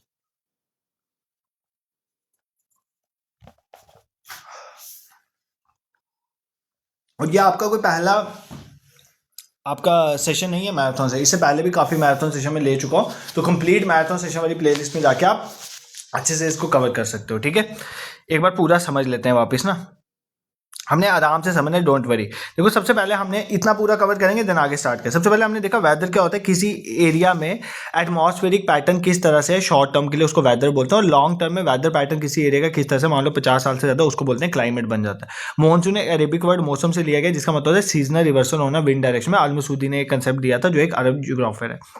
कौन कौन से फैक्टर्स किसी एरिया के क्लाइमेट को इफेक्ट करते हैं?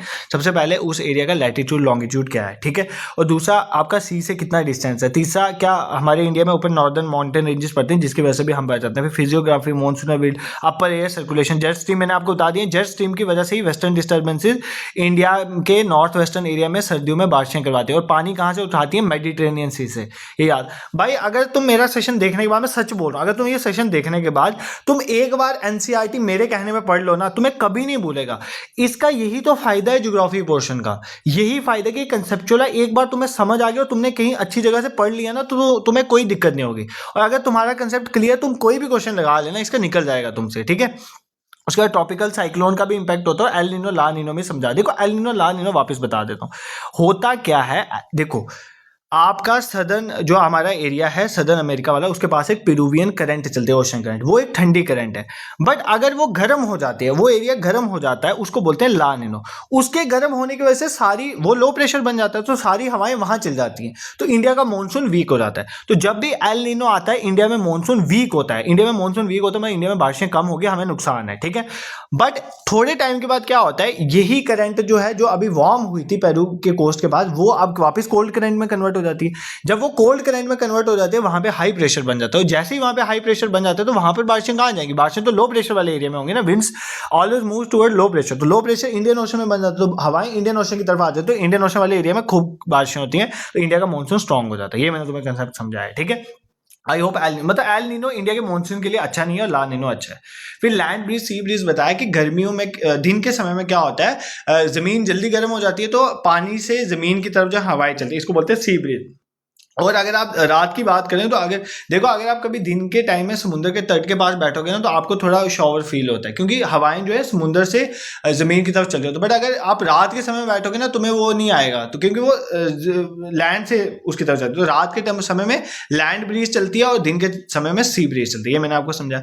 फिर मैंने आपको प्लानिटरी विंड का कंसेप्ट समझा। इंटर ट्रॉपिकल कन्वर्जेंस में मैंने आपको बताया कि इक्वेटर में वो एरिया जहाँ पे लो प्रेशर क्रिएट हुई, जहाँ पे ट्रॉपिकल एरियाज की विंड्स जो है आपस में कन्वर्ज करते हैं, उसको मैंने समझाया। फिर मैंने आपको पूरी ये जो बेल्ट समझाया, प्रेशर बेल्ट, मतलब आपका 0 डिग्री लो प्रेशर है, 30 डिग्री हाई प्रेशर है, और आपका 60 डिग्री जो है वापस लो प्रेशर, और 90 डिग्री जो है हाई प्रेशर। तो 3 सेल बनते हैं। एक हेडलेस सेल जो 30 डिग्री और 0 के बीच में पूरा सेल बनता है। फिर फेरल सेल बनता है 60 डिग्री और 30 डिग्री के बीच में, और पोलर सेल बनता है ऊपर 60 डिग्री और 90 डिग्री के बीच में।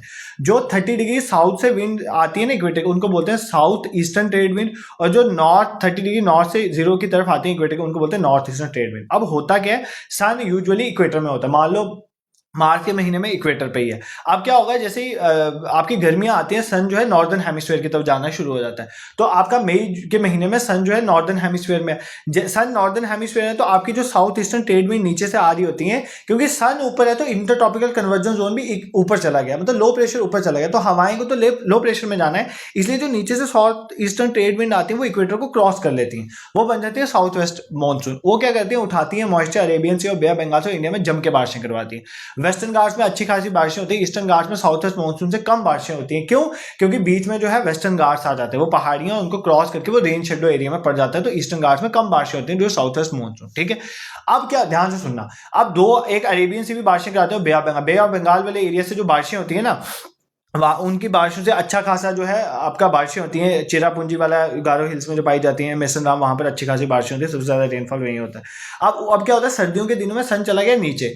अब क्या होता है, जैसे ही सन नीचे चला गया सर्दियों में, सन नीचे, मान लो सन यहाँ पहुंच गया, ध्यान समझो, मान लो सन यहाँ पर नीचे, यहाँ कहीं पहुंच गया और नीचे चला गया। अब ये ऊपर से जो नॉर्थ ईस्टर्न ट्रेड विंड है ये एक्टिवेट हो जाती है। इनकी वजह से क्या होती है, हवाएं ऊपर से नीचे आती है। तो ऊपर से नीचे आती हुई हवाएं क्या करती है, यहाँ से बे ऑफ बंगाल से पानी उठाती है। ऊपर से नॉर्थ ईस्टर्न ट्रेड विंड जो है ये क्या करती है, ऊपर से बे ऑफ बंगाल से पानी उठाती हैं और बारिशें करवाती हैं। कहां पर, आपके करमंडल कोस्ट में, तमिलनाडु वाले को। इसलिए बोलते हैं कि तमिलनाडु कोस्ट में सर्दियों के महीने में बारिशें होती है ड्यू टू रीट्रीटिंग मानसून। अब मानसून वापस जाए नॉर्थ ईस्टर्न ट्रेड विंड की वजह से। और दूसरी बात, जो हमारी ये ऊपर जेट स्ट्रीम चलती है ना, वो वेस्ट साइड से आती है, तो ये वेस्टर्न डिस्टर्बेंसेस का काम करती है। ये मेडिटेरेनियन सी से पानी लाती है और हमारे नॉर्दर्न इंडिया में, नॉर्थ वेस्टर्न इंडिया में अच्छी खासी बारिशें सर्दियों में करवाती हैं, जो राबी क्रॉप्स के लिए अच्छा है। ये भी याद कर लो। और सेकंड इंपॉर्टेंट चीज, इनकी वजह से क्या होता है, यहाँ पर जो सब ट्रॉपिकल जेट है ना, इसकी वजह से ये इंडिया के तिब्बत, ऊपर जो तिब्बत वाले एरिया में हाई प्रेशर बन जाता है, जिसकी वजह से ये नॉर्थ ईस्टर्न विंड और स्ट्रांग हो जाती है, जो ज्यादा तेज चलती है और ज्यादा पानी यहां से उठा के तमिलनाडु कोस्ट में अच्छी खासी बारिशें करवाती हैं। तो आपकी जो जेट स्ट्रीम्स हैं, जो आपकी वेस्टर्नली जेट स्ट्रीम है, उसका इंपॉर्टेंट रोल है। एक तो हाई प्रेशर क्रिएट करना, सब ट्रॉपिकल जेट स्ट्रीम का हाई प्रेशर क्रिएट करना ऊपर तिब्बत वाले एरिया में, जिसकी वजह से आपकी नॉर्थ ईस्टर्न विंड स्ट्रांग होती है। और दूसरा, ये वेस्टर्न डिस्टर्बेंसेस मेडिटेरेनियन सी से पानी उठा के हमारे नॉर्थ वेस्ट वाले एरिया में बारिशें करवाती हैं। ये पॉइंट तुम्हें क्लियर होना चाहिए। आई होप तुम्हें इस क्वेश्चन में कोई दिक्कत नहीं होगी। ठीक है, क्लियर है। अब आपको पेपर में एक और क्वेश्चन आता है। ठीक है, क्या क्वेश्चन आता है आपको पेपर में? क्वेश्चन आता है, सारे क्वेश्चन कवर करेंगे, डोंट वरी। यार सेशन जितना मर्जी लंबे जाए, आई डोंट केयर, बट एक दिन में एक सेशन तो कंप्लीट होना चाहिए ना, अच्छे से, मतलब अच्छे से पढ़ के होना चाहिए। अब इसको बार बार तो वापस नहीं करेंगे। अब देखो, हमारे पास ना कुछ लोकल विंड्स चलती हैं समर के महीने में ना, लोकल विंड्स चलती हैं, इनके कुछ नाम है और किस एरिया में चलती हैं, यहाँ से पेपर में क्वेश्चन पूछ लेता है। ठीक है, ये आपको, जैसे आपके नॉर्दर्न एरिया में लू चलती है, आपका दिल्ली वाला एरिया, जम्मू का एरिया आ गया, कठुआ, आपको पता है ये एरिया जो है। उसके बाद जो आपका दिल्ली वाला, यहाँ पे लू चलती है। ठीक है, पंजाब में, बिहार में। ठीक है, तो नॉर्दर्न एरिया में आप याद करोगे क्या चलता है, लू चलती है। खाली पंजाब नहीं, बिहार में भी चलती है। ठीक है, दिल्ली में भी चलती है। मैं कुछ एरियाज का नाम लिख देता हूँ, कठुआ में भी चलती है। ठीक है, कठुआ सांबा वाले एरिया में, तो इसको क्या बोलते हैं, लू। तो ये एक, आप इनको नाम याद रखने, ये एक हॉट एंड ड्राई विंड्स है जो नॉर्दर्न प्लेन्स में चलती है, पंजाब टू बिहार वाले एरिया में, इस एरिया में चलती है। ठीक है, दूसरी आपके आगे नॉर्थ वेस्टर। ठीक है, नॉर्थ वेस्टर। अब नॉर्थ वेस्टर जो है वो कौन से एरिया में चलती है, आपका वेस्ट बंगाल वाला एरिया हो गया। ठीक है, आपका उड़ीसा वाला एरिया हो गया। ठीक है, उड़ीसा वाला एरिया, असम वाला एरिया हो गया। यहाँ पर जो विंड्स चलती है उनको बोलते हैं नॉर्थ वेस्टर। ठीक है, ये भी समर में चलती है। कौन से महीने में चलती है, समर में चलती है। ठीक है, नॉर्थ वेस्ट डायरेक्शन से चलती है, नॉर्थ वेस्ट डायरेक्शन से चलती है, इसलिए इसको क्या नाम रखा गया, नॉर्थ वेस्ट, ये याद कर लेना। ठीक है, ये और इंपॉर्टेंट क्या है, तो ये भी गर्मियों की विंड्स हैं, ठीक है, समर विंड्स ही बता रहा हूँ सारी। एक है काल बैसाखी, क्या बोलते हैं, काल बैसाखी। बैसाखी इसलिए बोलते हैं बैसाखी क्योंकि ये बैसाख के महीने में चलती है, ठीक है, बैसाख का महीना, ठीक है, बैसाखी मतलब अप्रैल का महीना है, यही महीना जो है, तो बैसाखी के महीने में चलती है, इसलिए इसको बोलते हैं काल बैसाखी। ये स्ट्रॉन्ग विंड्स है और ये कौन से एरिया में चलती है, ये भी असम और वेस्ट बंगाल वाला एरिया आप याद करो, असम और वेस्ट बंगाल वाले एरिया में चलती हैं। और ये बहुत इंपॉर्टेंट है, आपको पता है वेस्ट बंगाल का दार्जिलिंग वाला एरिया, वहाँ पे टी ग्रो होती है, ठीक है, और वेस्ट बंगाल में जूट भी ग्रो होता है, राइस भी ग्रो होता है वेस्ट बंगाल के एरिया में, तो इनकी ग्रोथ के लिए इंपॉर्टेंट रोल जो है प्ले करती हैं, ठीक है। और इन्हीं को बेसिकली इन्हीं विंड्स को असम में क्या बोला जाता है, असम में इन्हीं विंड्स का एक नाम है बरदोली छेरा, ये भी याद कर लो, ये नाम विंड्स का है। तो कई बार local winds match the column में भी जैसे क्वेश्चन पूछा है ना आजकल, तो बरदोली छेरा आप नाम याद कर सकते हो, इन विंड्स को असम में बोला जाता है, ठीक है। ये कुछ नहीं है, ये लोकल एरियाज में जो विंड्स चलती हैं डिफरेंट एरिया, उनके नाम बता रहा हूं मैं, और कुछ नहीं बता, डरने वाला इसमें कुछ नहीं है, ठीक है। और एक बोलते हैं प्री मॉनसून शॉवर, ठीक है, ये इंपॉर्टेंट याद रखना, प्री मॉनसून शॉवर मतलब मॉनसून आने से पहले जो बारिशें होती है ना थोड़ी देर, उसको बोलते हैं प्री मॉनसून शावर, ठीक है।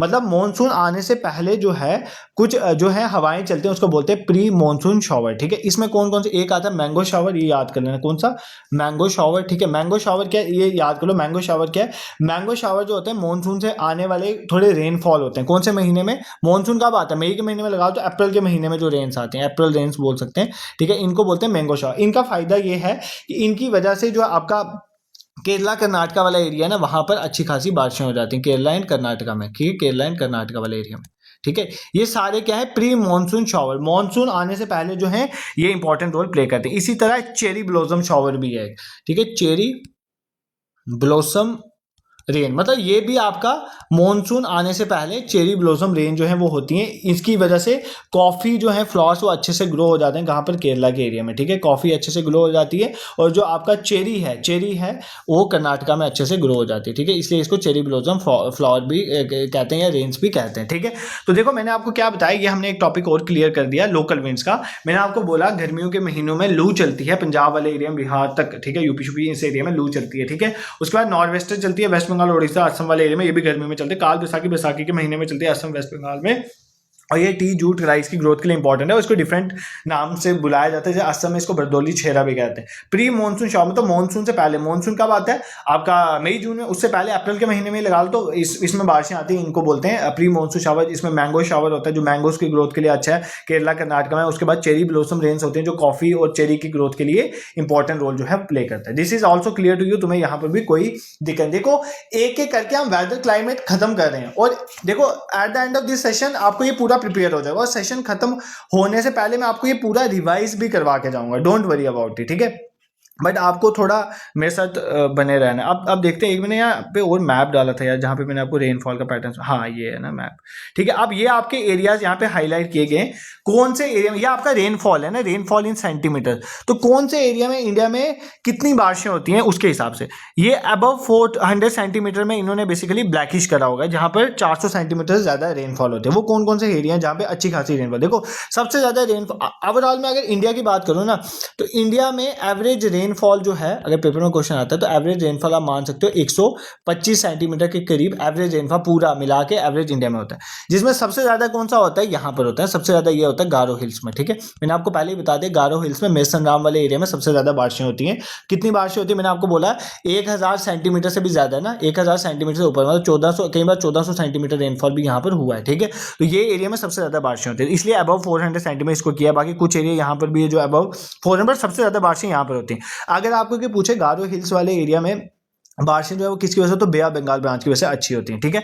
और हाई रेनफॉल मानते हैं 200 सेंटीमीटर से ऊपर, जहां पे रेनफॉल, उसको बोलते हैं हम हाई रेनफॉल। तो वो कौन से एरिया, ये जो आपका वेस्टर्न कोस्ट वाला एरिया ना, पूरा वेस्टर्न घाट्स वेस्टर्न कोस्ट वाला एरिया, ये सारा आपका हैवी रेनफॉल में आता है। कुछ हिमालयस वाला एरिया, आपका अरुणाचल प्रदेश वाला एरिया लगा लो, या आपका सिक्किम वाला एरिया लगा लो, ये भी किस में आता है, ये भी आपका हैवी रेनफॉल में आता है, तो ये भी याद कर लेना, ठीक है। तो ये होता है हाई रेनफॉल वाला एरिया।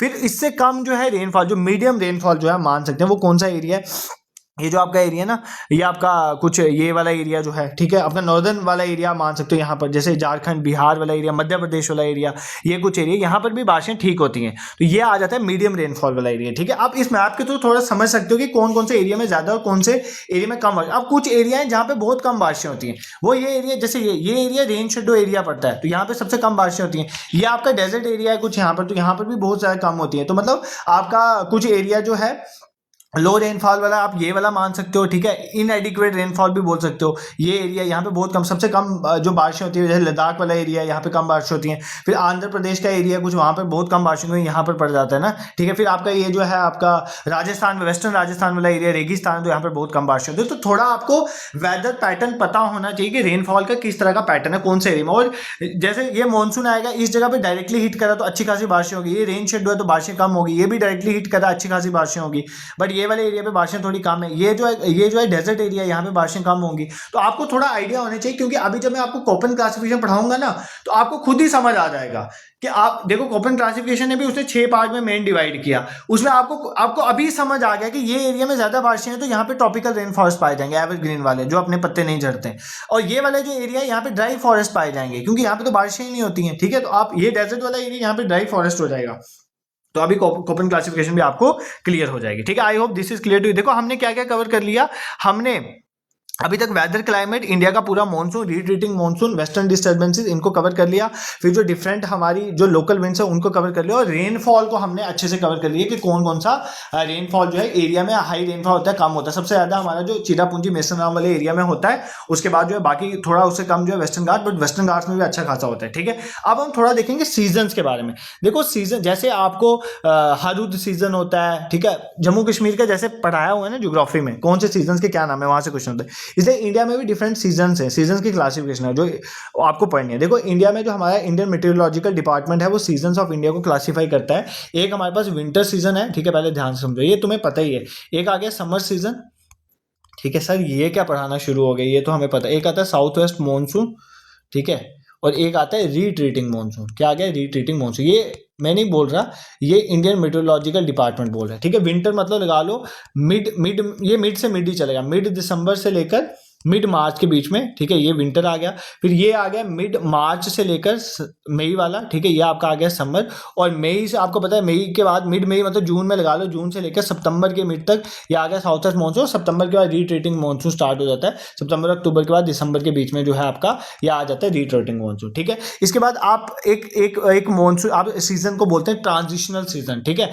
ट्रांजिशनल सीजन मतलब जैसे गर्मियों से सर्दियां आ रही हैं तो उसके बीच में ट्रांजिशन हो रही है, उसको बोलते हैं ट्रांजिशनल सीजन। इसमें आ जाता है एक स्प्रिंग सीजन आपका, ठीक है। ये आपको थोड़ा पता होना चाहिए कौन से महीने को स्प्रिंग सीजन बोलते हैं ना, और कौन से महीने के आपको क्या बोलते हैं, ऑटम सीजन, ठीक है। स्प्रिंग सीजन क्या होता है, जब सर्दियों से गर्मियां आ रही होती हैं, जो आपका मार्च अप्रैल का महीना, मार्च अप्रैल का जो अभी है, ठीक है, ये आपका स्प्रिंग सीजन है, ठीक है। जब मानसून बेसिकली आने वाला होता है ना, ऑन सेट ऑफ मानसून पे जो आता है सीजन आपका, उसको बोलते हैं स्प्रिंग सीजन। और जो आपका जब आप गर्मियां आएंगी उसके बाद जो सर्दियों का मौसम आता है, जब मानसून आपका खत्म हो जाता है, मान लो हम सितंबर का महीना, अगस्त सितंबर ही मानेंगे, सितंबर अक्टूबर का मिड का महीना, इसको बोलते हैं हम बेसिकली विड्रॉल ऑफ मानसून। जब आपका यह रिट्रीट ऑफ मानसून, इसको क्या बोलते हैं, विड्रॉल ऑफ मानसून। इसको हम क्या बोलेंगे, हम बोलेंगे ऑटम सीजन, ठीक है। ऑटम और स्प्रिंग के बारे में तुम्हें पता है। तो हमारा इंडियन मेट्रोलॉजिकल डिपार्टमेंट हमारे इंडिया को सीजन को 4 पार्ट में डिवाइड करता है। विंटर दिसंबर से लेकर मार्च तक, समर मार्च से मई तक, साउथ वेस्ट मानसून आ जाता है मई से लगा लो अगस्त तक। फिर सितंबर में आपका जो है वो आ जाता है, कौन सा, सितंबर अक्टूबर का महीना, वो आ जाता है जहां पर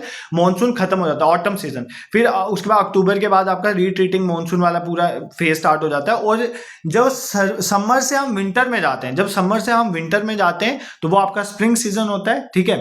सॉरी मैं गलत बोल रहा हूँ ना, मार्च, हाँ, जब हम विंटर से समर में जाते हैं वो स्प्रिंग सीजन है। और जब हम समर से विंटर में जाते हैं, ठीक है, सितंबर अक्टूबर का महीना, वो ऑटम सीजन होता है। This is also clear to you. यहाँ पर भी तुम्हें कोई दिक्कत नहीं। सर आज आपने बहुत दौड़ लगाई है, इतना फास्ट पढ़ाओगे, हमें समझ कैसे आएगा भाई, कंप्लीट भी करना है, आप समझ लो, उसके बाद एक बार पूरा रिवाइज कर ले। इसके बाद एक चीज और पढ़ाता हूँ, उसके बाद रिवाइज करवाता हूँ पहले पूरा जो अभी तक पढ़ा है, फिर उसके बाद बाकी देखेंगे। देखो अब एक चीज ना, यहां से कई बार ना मैच द फॉलोइंग में एसएससी वगैरह टाइप में क्वेश्चन पूछता है, तो आपको भी पूछ सकता है, इसलिए देख लेते हैं। देखो हमारे इंडिया के जो ट्रेडिशनल सीजन है, आपको भी इसकी नॉलेज होगी, जैसे हम कश्मीर के पढ़ते हैं, इसी तरह ट्रेडिशनल सीजन जो है इंडिया, इनके बारे में आपको पता होना चाहिए। क्या may be match the following में पूछ ले, ठीक है, उनको क्या बोलते हैं वो आपको पता होना चाहिए, ठीक है। जैसे मान लो स्प्रिंग सीजन को क्या बोलते हैं, ठीक है, स्प्रिंग को क्या बोलते हैं, समर जो है उसके महीनों को क्या बोलते हैं, फिर आपका जो रेनी सीजन है बारिशों का उसको क्या बोलते हैं, ऑटम का जो आपका पतझड़ का मौसम है उसको क्या बोलते हैं, ठीक है, उसके बाद जो विंटर का है उसको क्या बोलते हैं, ठीक है, विंटर के मौसम को क्या बोलते हैं, ठीक है, लोकल मतलब ट्रेडिशनली हम क्या बोलते हैं इंडिया में, और कोल्ड विंटर्स को क्या बोलते हैं, ये आपको पता होना चाहिए, ठीक है, ये हम अच्छे से देख लेंगे। देखो सबसे पहली बात मैं यहाँ पे लिख देता हूँ ताकि तुम्हें इंग्लिश नाम भी पता हो ना, फिर तुम्हें कंफ्यूज नहीं हो। मार्च अप्रैल, ठीक है, मई जून का महीना को समर का महीना मानते हैं ना, और फिर आपका जुलाई अगस्त माना जाता है बारिशों का महीना जब अच्छी खासी बारिशें होती हैं। अगस्त के बाद सितंबर अक्टूबर जो है आपका ऑटम का महीना आ जाता है, ठीक है। विंटर का महीना आप नवंबर दिसंबर लगा देते हो, ठीक है, और जैन फेब में अच्छी खासी बारिश होती है, जैन और फेब का महीना, ये तुम्हें पता है, ठीक है। आप इनको लोकल क्या बोलते हैं, मार्च का महीना जो होता है उसको बोलते हैं चैत्रम, ठीक है, जिसको हिंदू नया कैलेंडर जो है स्टार्ट भी होता है, हिंदू न्यू ईयर, तो चैत्र का महीना होता है मार्च, ठीक है। अप्रैल को मार्च का अप्रैल जो अभी चल रहा है, ठीक है, बैसाख, ठीक है, बैसाखी है ना, तो बैसाख का महीना होता है।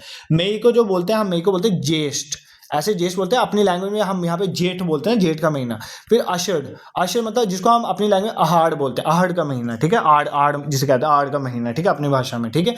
उसके बाद जुलाई में आपको पता है सावन का महीना होता है, श्रावण, ठीक है, सावन के महीने जिसमें बारिशें अच्छी का। फिर भाद्रपद, ठीक है, भाद्रपद होता है अगस्त का महीना, इसमें अच्छी खासी बारिशें होती हैं। फिर अश्विन का महीना होता है सितंबर वाला, ठीक है। उसके बाद कत्तक महीना जिसको कार्तिक कहते हैं ना, कत्तक का महीना, तो वो बेसिकली अक्टूबर का महीना होता है। फिर मार्ग शीर्ष होता है नवंबर का महीना, कौन सा, मार्ग शीर्ष जो होता है नवंबर का महीना। फिर आपका पो का महीना जिसको पोष कहते हैं वो कौन सा होता है, दिसंबर का महीना। फिर जैन का महीना जो होता है माँ का महीना बोलते हैं ना, माघ, ठीक है, और फेब का महीना फगुन जिसे कहते हैं, ठीक है। तो ये आपके ट्रेडिशनल सीजन्स के नाम है इंडिया के, हिंदी नेम इंग्लिश नेम भी बता दिए और सीजन भी बता दिए। स्प्रिंग का महीना मार्च अप्रैल में होता है, समर आ जाती है, फिर बारिशें आती हैं, फिर ऑटम का महीना आता है, फिर विंटर होता है, फिर कोल्ड विंटर आता है। स्प्रिंग महीना हमारा चैत्र बैसाख, जेठ आड़, श्रावण भाद्रपद, अश्विन और कार्तिक का महीना, मार्ग शीर्ष और पो का महीना, और माघ और फगुन का महीना, फाल्गुन जिसे कहते हैं, ठीक है। तो ये सारे सीजन भी हमने कवर कर लिया। I hope this is also clear to you.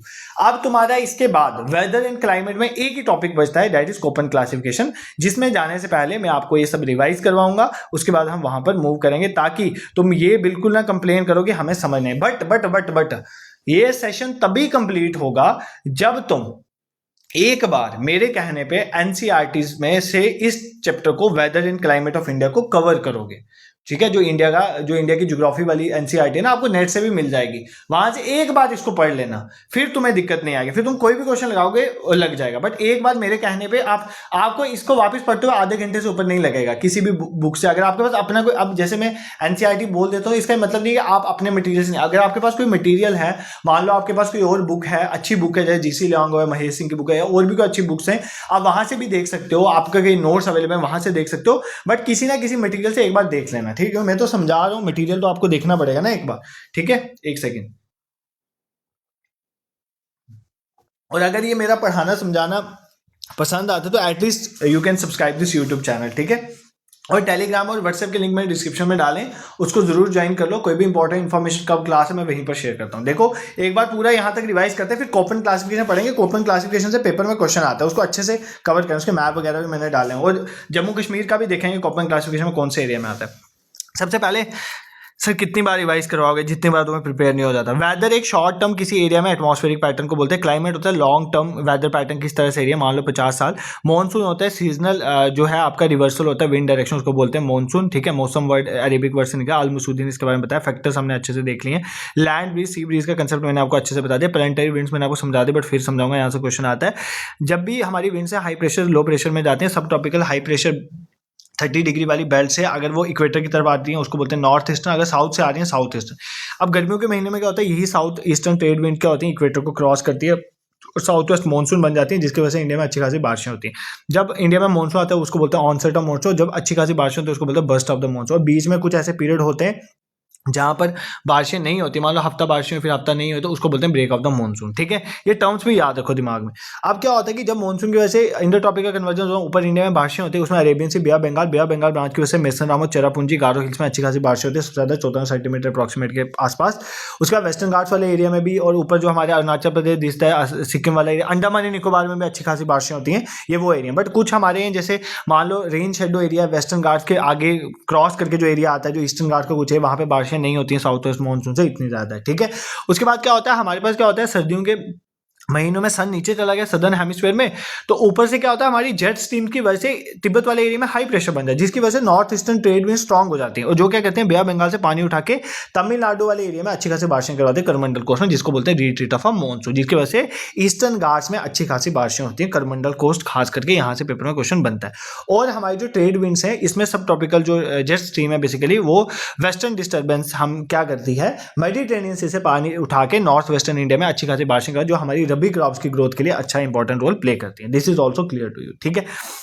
फिर सर हमने ये पढ़ लिया, ये हमें सारा समझ आ गया ना, इसका कंसेप्ट हमने पढ़ लिया, डिफरेंट ब्रांचेस के बारे में भी हमने पढ़ लिया, ठीक है। उसके बाद हमने सर स्टार्ट किया, हाँ हमने देखा कि कहाँ कहाँ पर सबसे ज़्यादा बारिशें होती है, तो मैंने आपको बताया मेघालय वाले एरिया में अच्छी खासी बारिशें। फिर हमने बोला कि इंडिया के मानसून में एल नीनो ला नीनो का भी इंपैक्ट है। एल नीनो वो कंडीशन होती है, ऐसे पेरुवियन करंट कोल्ड करंट है पैसिफिक ओशन वाली, बट अगर मानो वहाँ पर जो है वार्म करंट आ जाती है तो फिर बारिशें तो उधर शिफ्ट हो जाएंगी, फिर इंडिया में बारिशें कम होगी, इसको बोलते हैं एल नीनो। तो एल नीनो की वजह से इंडिया में मानसून वीक हो जाए, बट अगर ये चीज़ रिवर्स हो जाए, पैरू वाली करंट वापस वहाँ पे कोल्ड करंट आ जाए, तो वहाँ पे ठंडा हो जाएगा, तो वहाँ पर बारिशें जो हैं वो कम होंगी, तो इंडिया में अच्छी खासी बारिशें हो जाएंगी, वो होता है ला नीनो। तो ला नीनो इंडिया के मानसून के लिए अच्छा है, अच्छी खासी बारिशें होती है, एल नीनो जो है बुरा है।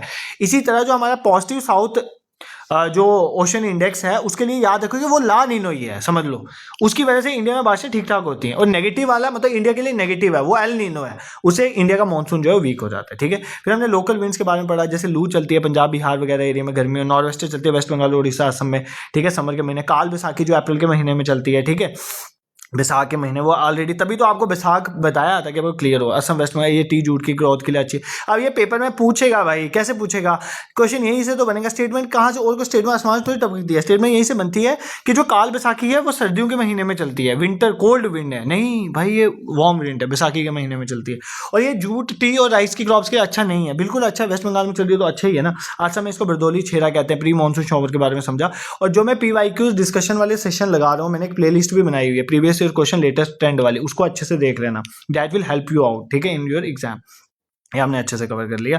बाकी ये सब हमने देख लिया, बारिशें कहाँ कहाँ होती है, ये तुम्हें इजी क्लियर हो गया। फिर हमने देखा सीजन को डिफरेंट नाम से, winter summer south west monsoon retreating वाला टाइम देख लिया, ट्रांजिशनल मौसम तो बीच में है, बट मेन ये आपको याद रखना है, स्प्रिंग का मौसम को चैत्र बैसाख का महीना होता है मार्च अप्रैल, समर वाला मई जून, रेन वाला जुलाई अगस्त, ऑटम वाला सितंबर अक्टूबर, विंटर वाला नवंबर दिसंबर, कोल्ड विंटर जैन और फेब। सर आपकी हैंड राइटिंग बहुत खराब है, सच में बहुत खराब है यार, कभी कभी मैं सोचता हूँ कितना गंदा लिखता हूँ मैं, ठीक है, मैं तो सच में बहुत गंदा लिखता हूँ यार, कभी कभी मेरे को ऐसा लगता है, इसलिए मैं तुम्हें रेफरेंस भी दे देता हूँ, तुम उस बुक से पढ़ लो। मैंने बहुत कोशिश की है यार, मेरी सच में हैंड राइटिंग खराब नहीं होती। अगर मैं हैंड राइटिंग ठीक करने की कोशिश करूंगा ना यहाँ पे तुम्हें पढ़ाते पढ़ाते, तो फिर मैं ना उस इंटेंसिटी के साथ जैसे मैं पढ़ाता हूँ ना अपनी दिल से, वो नहीं पढ़ा पाता। बस दिक्कत यहाँ पर है, या तो मैं साफ लिखूंगा या मैं साफ पढ़ाऊंगा, ये प्रॉब्लम है, ये मेरे से मैच नहीं बन रहा है। चलो एनी हो, देखेंगे टाइम के साथ ये भी इंप्रूव करेंगे। अब सर सबसे इंपॉर्टेंट टॉपिक हमें पढ़ना, आपको अब पूरी कंसंट्रेशन यहाँ से करनी है, क्योंकि ये सबसे ज्यादा रटने वाला समझने वाला दोनों बोल रहे हो, ठीक है। अब कोपन एक बंदा था रशिया का, ठीक है, उसने क्या किया है, डिफरेंट एरियाज को क्लासिफाई किया on the basis of climate, ठीक है, आपने ये याद रखना, ठीक है। तो कोपन ने बेसिकली किसी भी एरिया को 6 क्लाइमेट में, बड़े मेजर लेवल में 6 में डिवाइड किया, इंडिया को 5 में डिवाइड किया, ठीक है। 6 में हाईलैंड वाला एरिया इंडिया में इतना पड़ता नहीं है, तो आपको 6 के 6 में पूरे समझा दूंगा, उसमें आपने देखा। तो कोपन ने 6 एरिया में किसी भी एरिया के क्लाइमेट को डिवाइड किया। कोपन ने क्या किया, उनको नाम दिया बस। कोपन ने क्या बोला कि जो ट्रॉपिकल होंगे ना, जो ट्रॉपिकल एरियाज होंगे क्लाइमेट वाले एरिया को, उसको मैं मानूंगा ए। जो ड्राई सूखे एरिया, मान लो लद्दाख वाला एरिया ड्राई है, उसको मैं बी मानूंगा, लद्दाख वाले में भी बी आएगा, कैपिटल बी है, कैपिटल स्मॉल का भी इशू है। उसने बोला कि जो टेम्परेट एरिया है ना, जो टेम्परेट एरिया है जहाँ पर मतलब माइल्ड सी विंटर होती है, इतनी स्ट्रॉन्ग विंटर्स नहीं होती, माइल्ड विंटर्स होती हैं, उनको एरिया को मैं मानूंगा सी। क्या मानूंगा, सी। जो कॉन्टिनेंटल एरिया है, कॉन्टिनेंटल एरिया मतलब जहाँ पे हार्श क्लाइमेट वगैरह होते हैं, कॉन्टिनेंटल हो, जहाँ पे सीवियर विंटर्स होंगी, अच्छी खासी बारिशें होंगी, ठीक है, अच्छी खासी थोड़ी ठंड पड़ेगी, उनको मैं क्या मानूंगा, डी। जो पोलर एरिया होंगे उनको क्या मैं मानूंगा, ई। और जो हाईलैंड वाले एरिया होंगे उनको क्या मानूंगा, एच मानूंगा। ये किसने कहा, ये मैंने नहीं कहा, मैं किस लिए बोलूंगा, मैं टॉपिकल को टी मानता, इसने ये माना, ठीक है। जोक्स अपार्ट, टी इसने टुंड्रा रीजन को माना था इसलिए। अब आप पहले ध्यान से समझो, कोपन ने क्या किया, कोपन ने डिफरेंट रीजन्स को डिवाइड किया, उसने डिफरेंट एरियाज के क्लाइमेट के बेसिस में 6 मेजर टाइप्स में डिवाइड किया। क्या, जो भी ट्रॉपिकल एरिया होगा उसने ए माना, जो आपका ड्राई एरिया होगा उसने बी माना, कैपिटल बी ये याद रखो। जो टेम्परेट विद माइल्ड विंटर्स होंगे उनको सी माना, कैपिटल सी। जो कॉन्टिनेंटल एरिया जहाँ पे अच्छी खासी ठंड पड़ती है उसको डी माना, जो पोलर एरियाज है उनको ई माना, और जो हाईलैंड वाले एरिया है उनको एच माना, ठीक है। अभी ये रुका नहीं, इसने बोला नहीं अभी कहाँ, इसने इसको सब डिवीजन भी कर दी, ठीक है, सब डिवीजन कर दी। सब डिवीजन में इसने क्या बोला, इसी में अंदर अगर मान लो कोई एरिड है, कोई ड्राई रीजन है, और अगर वो सेमी एरिड है तो सेमी एरिड के लिए इसने कैपिटल एस मान लिया, सेमी एरिड के लिए, ठीक है। अगर मान लो कोई डेजर्ट है, बिल्कुल डेजर्ट है, उसको सब डिवाइड करने के लिए एरिड या डेजर्ट के लिए डब्ल्यू मान लिया, ठीक है। और मान लो इसने बोला कि कोई टुंड्रा वाला रीजन है, टुंड्रा रीजन, उसको टी मान लिया, ठीक है। और कोई आइस कैप्स हैं तो उनको एफ मान लिया, ठीक है। ये तुम नहीं भी पढ़ोगे तो कोई दिक्कत नहीं है, बट ये वाला तुम्हें क्लियर होना चाहिए, ऊपर वाला अच्छे से, जो मेन डिवीजन है वो क्लियर होनी चाहिए। क्या अच्छे से याद कर लो, ट्रॉपिकल एरिया जहां, देखो एक बार देख लो, तुम्हें मैंने समझाया हुआ है ट्रॉपिकल एरिया का, तुम्हें मैंने ये बताया होगा बारिशें कहाँ होती है, एवरग्रीन फॉरेस्ट कहाँ होती है, मैं अभी क्लियर कर दूंगा। तुम्हें कॉपन क्लासिफिकेशन याद करने में बिल्कुल दिक्कत नहीं आएगी, मैंने मैप बनाया, बट ये तुम एक बार समझ लो कि जो ट्रॉपिकल वाला है उसने ए माना, ड्राई एरिया को बी माना। इसका मतलब लद्दाख जो है बी में आएगा, लद्दाख में कैपिटल बी आएगा ही आएगा, Ladakh is a dry area, ये याद रखना। तो temperate area with mild winters जो है, मान लो जम्मू वाला एरिया, वहां पर जब हमारा जो एरिया है, जो हमारा जम्मू वाला एरिया होगा, जम्मू डिवीजन वाला एरिया, वहां पे सी आएगा, ठीक है, वहां पे सी आएगा। इनफैक्ट जो है हमारा जो वो एरिया थोड़ा इधर कश्मीर से रामबन वाला एरिया जो है वहां पर भी सी आएगा, क्योंकि भाई temperate area with mild winters है कुछ एरियाज में, ठीक है। अब जब बिल्कुल जो आगे चल जाएंगे वहां पर तो मतलब सीवियर विंटर वाले एरिया में डी आएगा ही आएगा। अब मुझे बताओ सीवियर, देखो यार तुम्हें यही से तो क्लियर होगा। अब मुझे बताओ कश्मीर वाले में ठंडी पड़ती है कि नहीं पड़ती, अच्छी खासी ठंड पड़ती है, तो कश्मीर में डी आएगा, ठीक है। लद्दाख वाला एरिया ड्राई है तो वहां पे बी आएगा। तो यहीं से तो याद होगी ओपन क्लासिफिकेशन। जो हमारा जम्मू वाला अगर मैं एरिया मान लूं तो वहां पर जो है वहां पर सी आएगा, वहां पर सी आएगा, वहां पर सी आएगा। क्यों आएगा? क्योंकि वो आपका एरिया जो है वो आपका टेम्परेट विद माइल्ड विंटर्स पड़ती है, वहां पे इतनी ज्यादा ठंड नहीं पड़ती है, ठीक है। फिर पोलर एरियाज ई और हाईलैंड में एच आएगा, ठीक है। तुम्हें समझ आया थोड़ा बहुत? अब इसने क्या बोला, ये तो इसने मेजर डिविजन को डिवाइड किया। अब क्या किया इसने, डिवीजन को जस्ट मेजर डिवाइड नहीं किया, इसने बड़ा खप डाली है। इसने क्या किया, इन मेन जो आपके ग्रुप्स थे, ये मेन ग्रुप्स जो मैंने बताया, ये सब कैटेगराइजेशन ही मेन ग्रुप, इन मेन ग्रुप्स को फर्दर डिवाइड किया। इसने बोला अगर मैं स्मॉल ए लिखूंगा ना तो समझ जाना वो हॉट समर है, ठीक है, ठीक है। और अगर मैं सी बोलूंगा ना समझ जाना वो कूल विंटर है, कूल समर है, सॉरी कूल समर है, ठीक है। उसने बोला अगर मैं एफ डालूंगा ना स्मॉल एफ तो मान लेना कोई वहां पे ड्राई सीजन लाई ही नहीं करता है, वहां पे कोई ड्राई सीजन नहीं है, ठीक है। अगर मैं वहां पे डब्ल्यू लिखूंगा ना तो मान लेना वहां पे विंटर जो है, ठंडी जो है वो ड्राई है, वहां पे कोई मतलब रेनफॉल वगैरह नहीं होता। अगर मैं एस लिखूंगा ना इसका मतलब है समर वहां पे ड्राई है, ठीक है। तुम बोलोगे सर आज पागल हो गया, ये सब कैसे याद रखना है, ठीक है। और भी इसने बहुत सारे बताए, जैसे इसने एच बोला, एच जो है उसका जो एच उस एरिया का बोलूंगा जहां का एवरेज टेम्परेचर जो है ना वो 18 डिग्री सेल्सियस से ऊपर कभी नहीं जाएगा, ठीक है। इसने ये बोला, मैं एच बोलूंगा। एम उसको बोलूंगा जहां पे मानसून होगा, क्या होगा, मानसून होगा, और जिसका ड्राई सीजन कम होगा, विद शॉर्ट ड्राई सीजन, मतलब वहां पे अच्छा खासा मानसून पड़ेगा और ड्राई सीजन वहां पे कम होगा, शॉर्ट ड्राई सीजन होगा, ठीक है। ये इसने उसको फर्दर डिवाइड किया, इसलिए आप किसी एरिया को AMW बोलते हैं ना, AMW। अब तुम्हें क्या पता है डब्ल्यू का, A stand for capital, A stand for वो ट्रॉपिकल एरिया है, एम स्टैंड फॉर मतलब वहां पर मानसून अच्छा खासा होगा, वहां पे ड्राई सीजन नहीं होगा, वहां पे बारिशें अच्छी खासी, मतलब ट्रॉपिकल एरिया भी होगा, बारिशें अच्छी खासी भी होगी और सर्दियां वहां पे ड्राई होगी। अब ये कौन सा एरिया आपका, ठीक है, ये सोचो दिमाग से। ये एरिया आपका नीचे पड़ेगा, ट्रॉपिकल एरिया, मतलब ये आपका मान लो आपका वेस्टर्न घाट्स वाला एरिया होगा, ठीक है। इस तरह से इसने डिवाइड किया। तो एक जो पहला वाला होगा कैपिटल वाला वो रिप्रेजेंट करेगा मेन, और स्मॉल जो है वो इसकी सब डिविजन्स को रिप्रेजेंट करेगा। सर आप ना हमें पागल कर दोगे, ठीक है, डोंट वरी, पागल नहीं हो गए। अगर ये ऊपर वाले भी समझ गए ना तब भी क्वेश्चन हो जाएगा, तब भी ये प्रिपेयर हो जाएंगे। आपको ये नहीं पूछेगा कि कोपन ने ए किसको बोला, बी किसको बोला, सी डी, आपको ये बोलेगा कि ये एरिया की कोपन क्लासिफिकेशन में किस में आता है। तो मैंने तुम्हें समझा दिया, अगर कोई ट्रॉपिकल एरिया वो ए में आएगा, तो अगर आपको केरला पूछा तो वहां पर ए आएगा भाई, ठीक है, क्योंकि केरला में अच्छी खासी बारिशें होती हैं, ठीक है, तो ट्रॉपिकल एरिया है। उसके बाद अगर ड्राई बोलेगा वहां पे बी आएगा, तो आपका लद्दाख वाला एरिया, और इनफैक्ट जो आपका जो कच्छ वाला एरिया होगा, गुजरात के कच्छ वाला या राजस्थान वाले कुछ एरिया, वो भी ड्राई एरिया, तो वहां पर भी बी आएगा कहीं ना, ठीक है। अगर मान लो आपके मैं ऊपर सियाचिन की बात करता हूँ, वो पोलर एरिया, वहां पर ई आएगा, वहां पर ई आएगा। इसमें क्या सोचना है ज्यादा है, ठीक है। This is clear.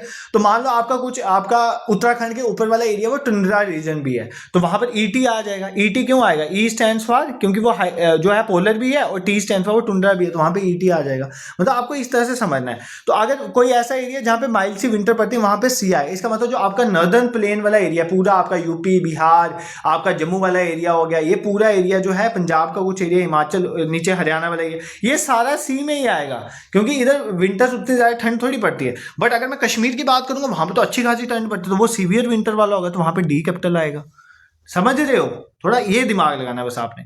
अब सर आप मैप समझाओ, नहीं तो हम हो जाएंगे पागल। ठीक है, मैंने बहुत सारी डायग्राम्स डाली है, मैं बाद में समझाऊंगा, पहले तुम चलो सीधा मैप में, नहीं तो तुम लोग हो जाओगे पागल, और मैं तुम्हें पागल करना नहीं चाहता, क्योंकि अभी तुम्हें और भी बहुत कुछ पढ़ना है। ठीक है, अब देखो ये आपका है टॉपिक, ध्यान से समझो, ये आपका क्या है? Tropic of Cancer. ठीक है, ट्रॉपिक ऑफ कैंसर।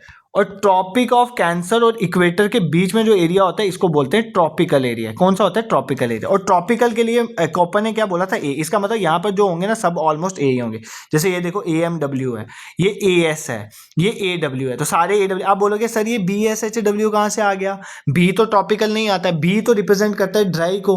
तो सर बेवकूफ थोड़ी थे, इसलिए वो पहले ही पढ़ा रहे थे कि ये जो एरिया है ये रेन शेडो एरिया है, यहाँ पे बारिशें नहीं होती हैं, तो यहाँ पे ड्राई ही तो होगा, ड्राई नहीं होगा तो क्या होगा? इसलिए पहले ही वो समझा। कॉपन क्लास में पहले ना पढ़ाने का रीजन ही यही था।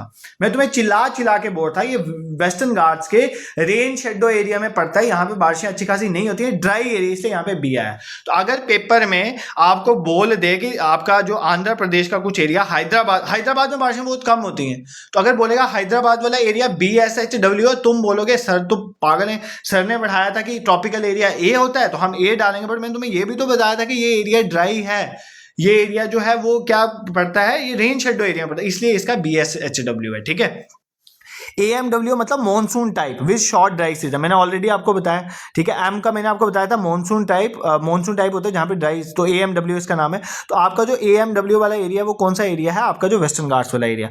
फिर AS जो है ये मॉनसून है जिसका ड्राई सीजन होता है समर में, उसको बोलते हैं AS। ठीक है, ये कौन सा आ गया? ईस्टर्न घाट्स वाला एरिया। ठीक है, इसको ड्राई सीजन इन समर क्यों बोला जाता है? क्योंकि ईस्टर्न घाट्स में ये करमंडल कोस्ट है, इसमें तो गर्मियों में बारिशें नहीं ना होती हैं, इसमें तो रिट्रीटिंग मॉनसून बारिशें करेगा, तो सर्दियों में बारिशें होंगी, तो समर के टाइम में ये ड्राई तो रहेगा, है तो ये मॉनसूनल है बट ड्राई भी रहेगा। ठीक है, तो AS इसलिए बोल जाता है।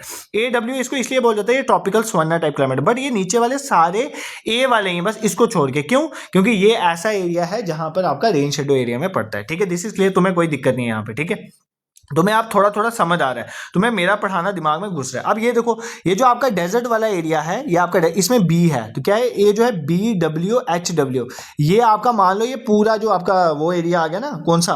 राजस्थान में जो डेजर्ट एरिया वो है BWHW। ठीक है, एक है BSHW। इन दोनों में फर्क पता है क्या है? बस इतना ही फर्क है, ये भी ड्राई एरिया, ये भी ड्राई है। यहाँ पे स्टेपीज हैं, ठीक है, स्टेपीज है मतलब ग्रासलैंड वगैरह लाई करता है, और ये डेजर्ट एरिया है, बस ये याद करना है। तो BWHW एक डेजर्ट एरिया वाला आ जाता है, और BS मतलब BSHW में फिर थोड़ी बारिशें होंगी, BWHW में बिल्कुल भी बारिशें नहीं होंगी। तो BSHW में 25 सेंटीमीटर के करीब रेनफॉल होता है, जो BWHW उसमें 12 सेंटीमीटर से भी कम रेन, तो सबसे कम जो है BWHW वाला ये एरिया। ठीक है, और ये पूरा मैंने आपको बोला था ये सी वाला होगा। सी वाला कौन सा एरिया आ गया?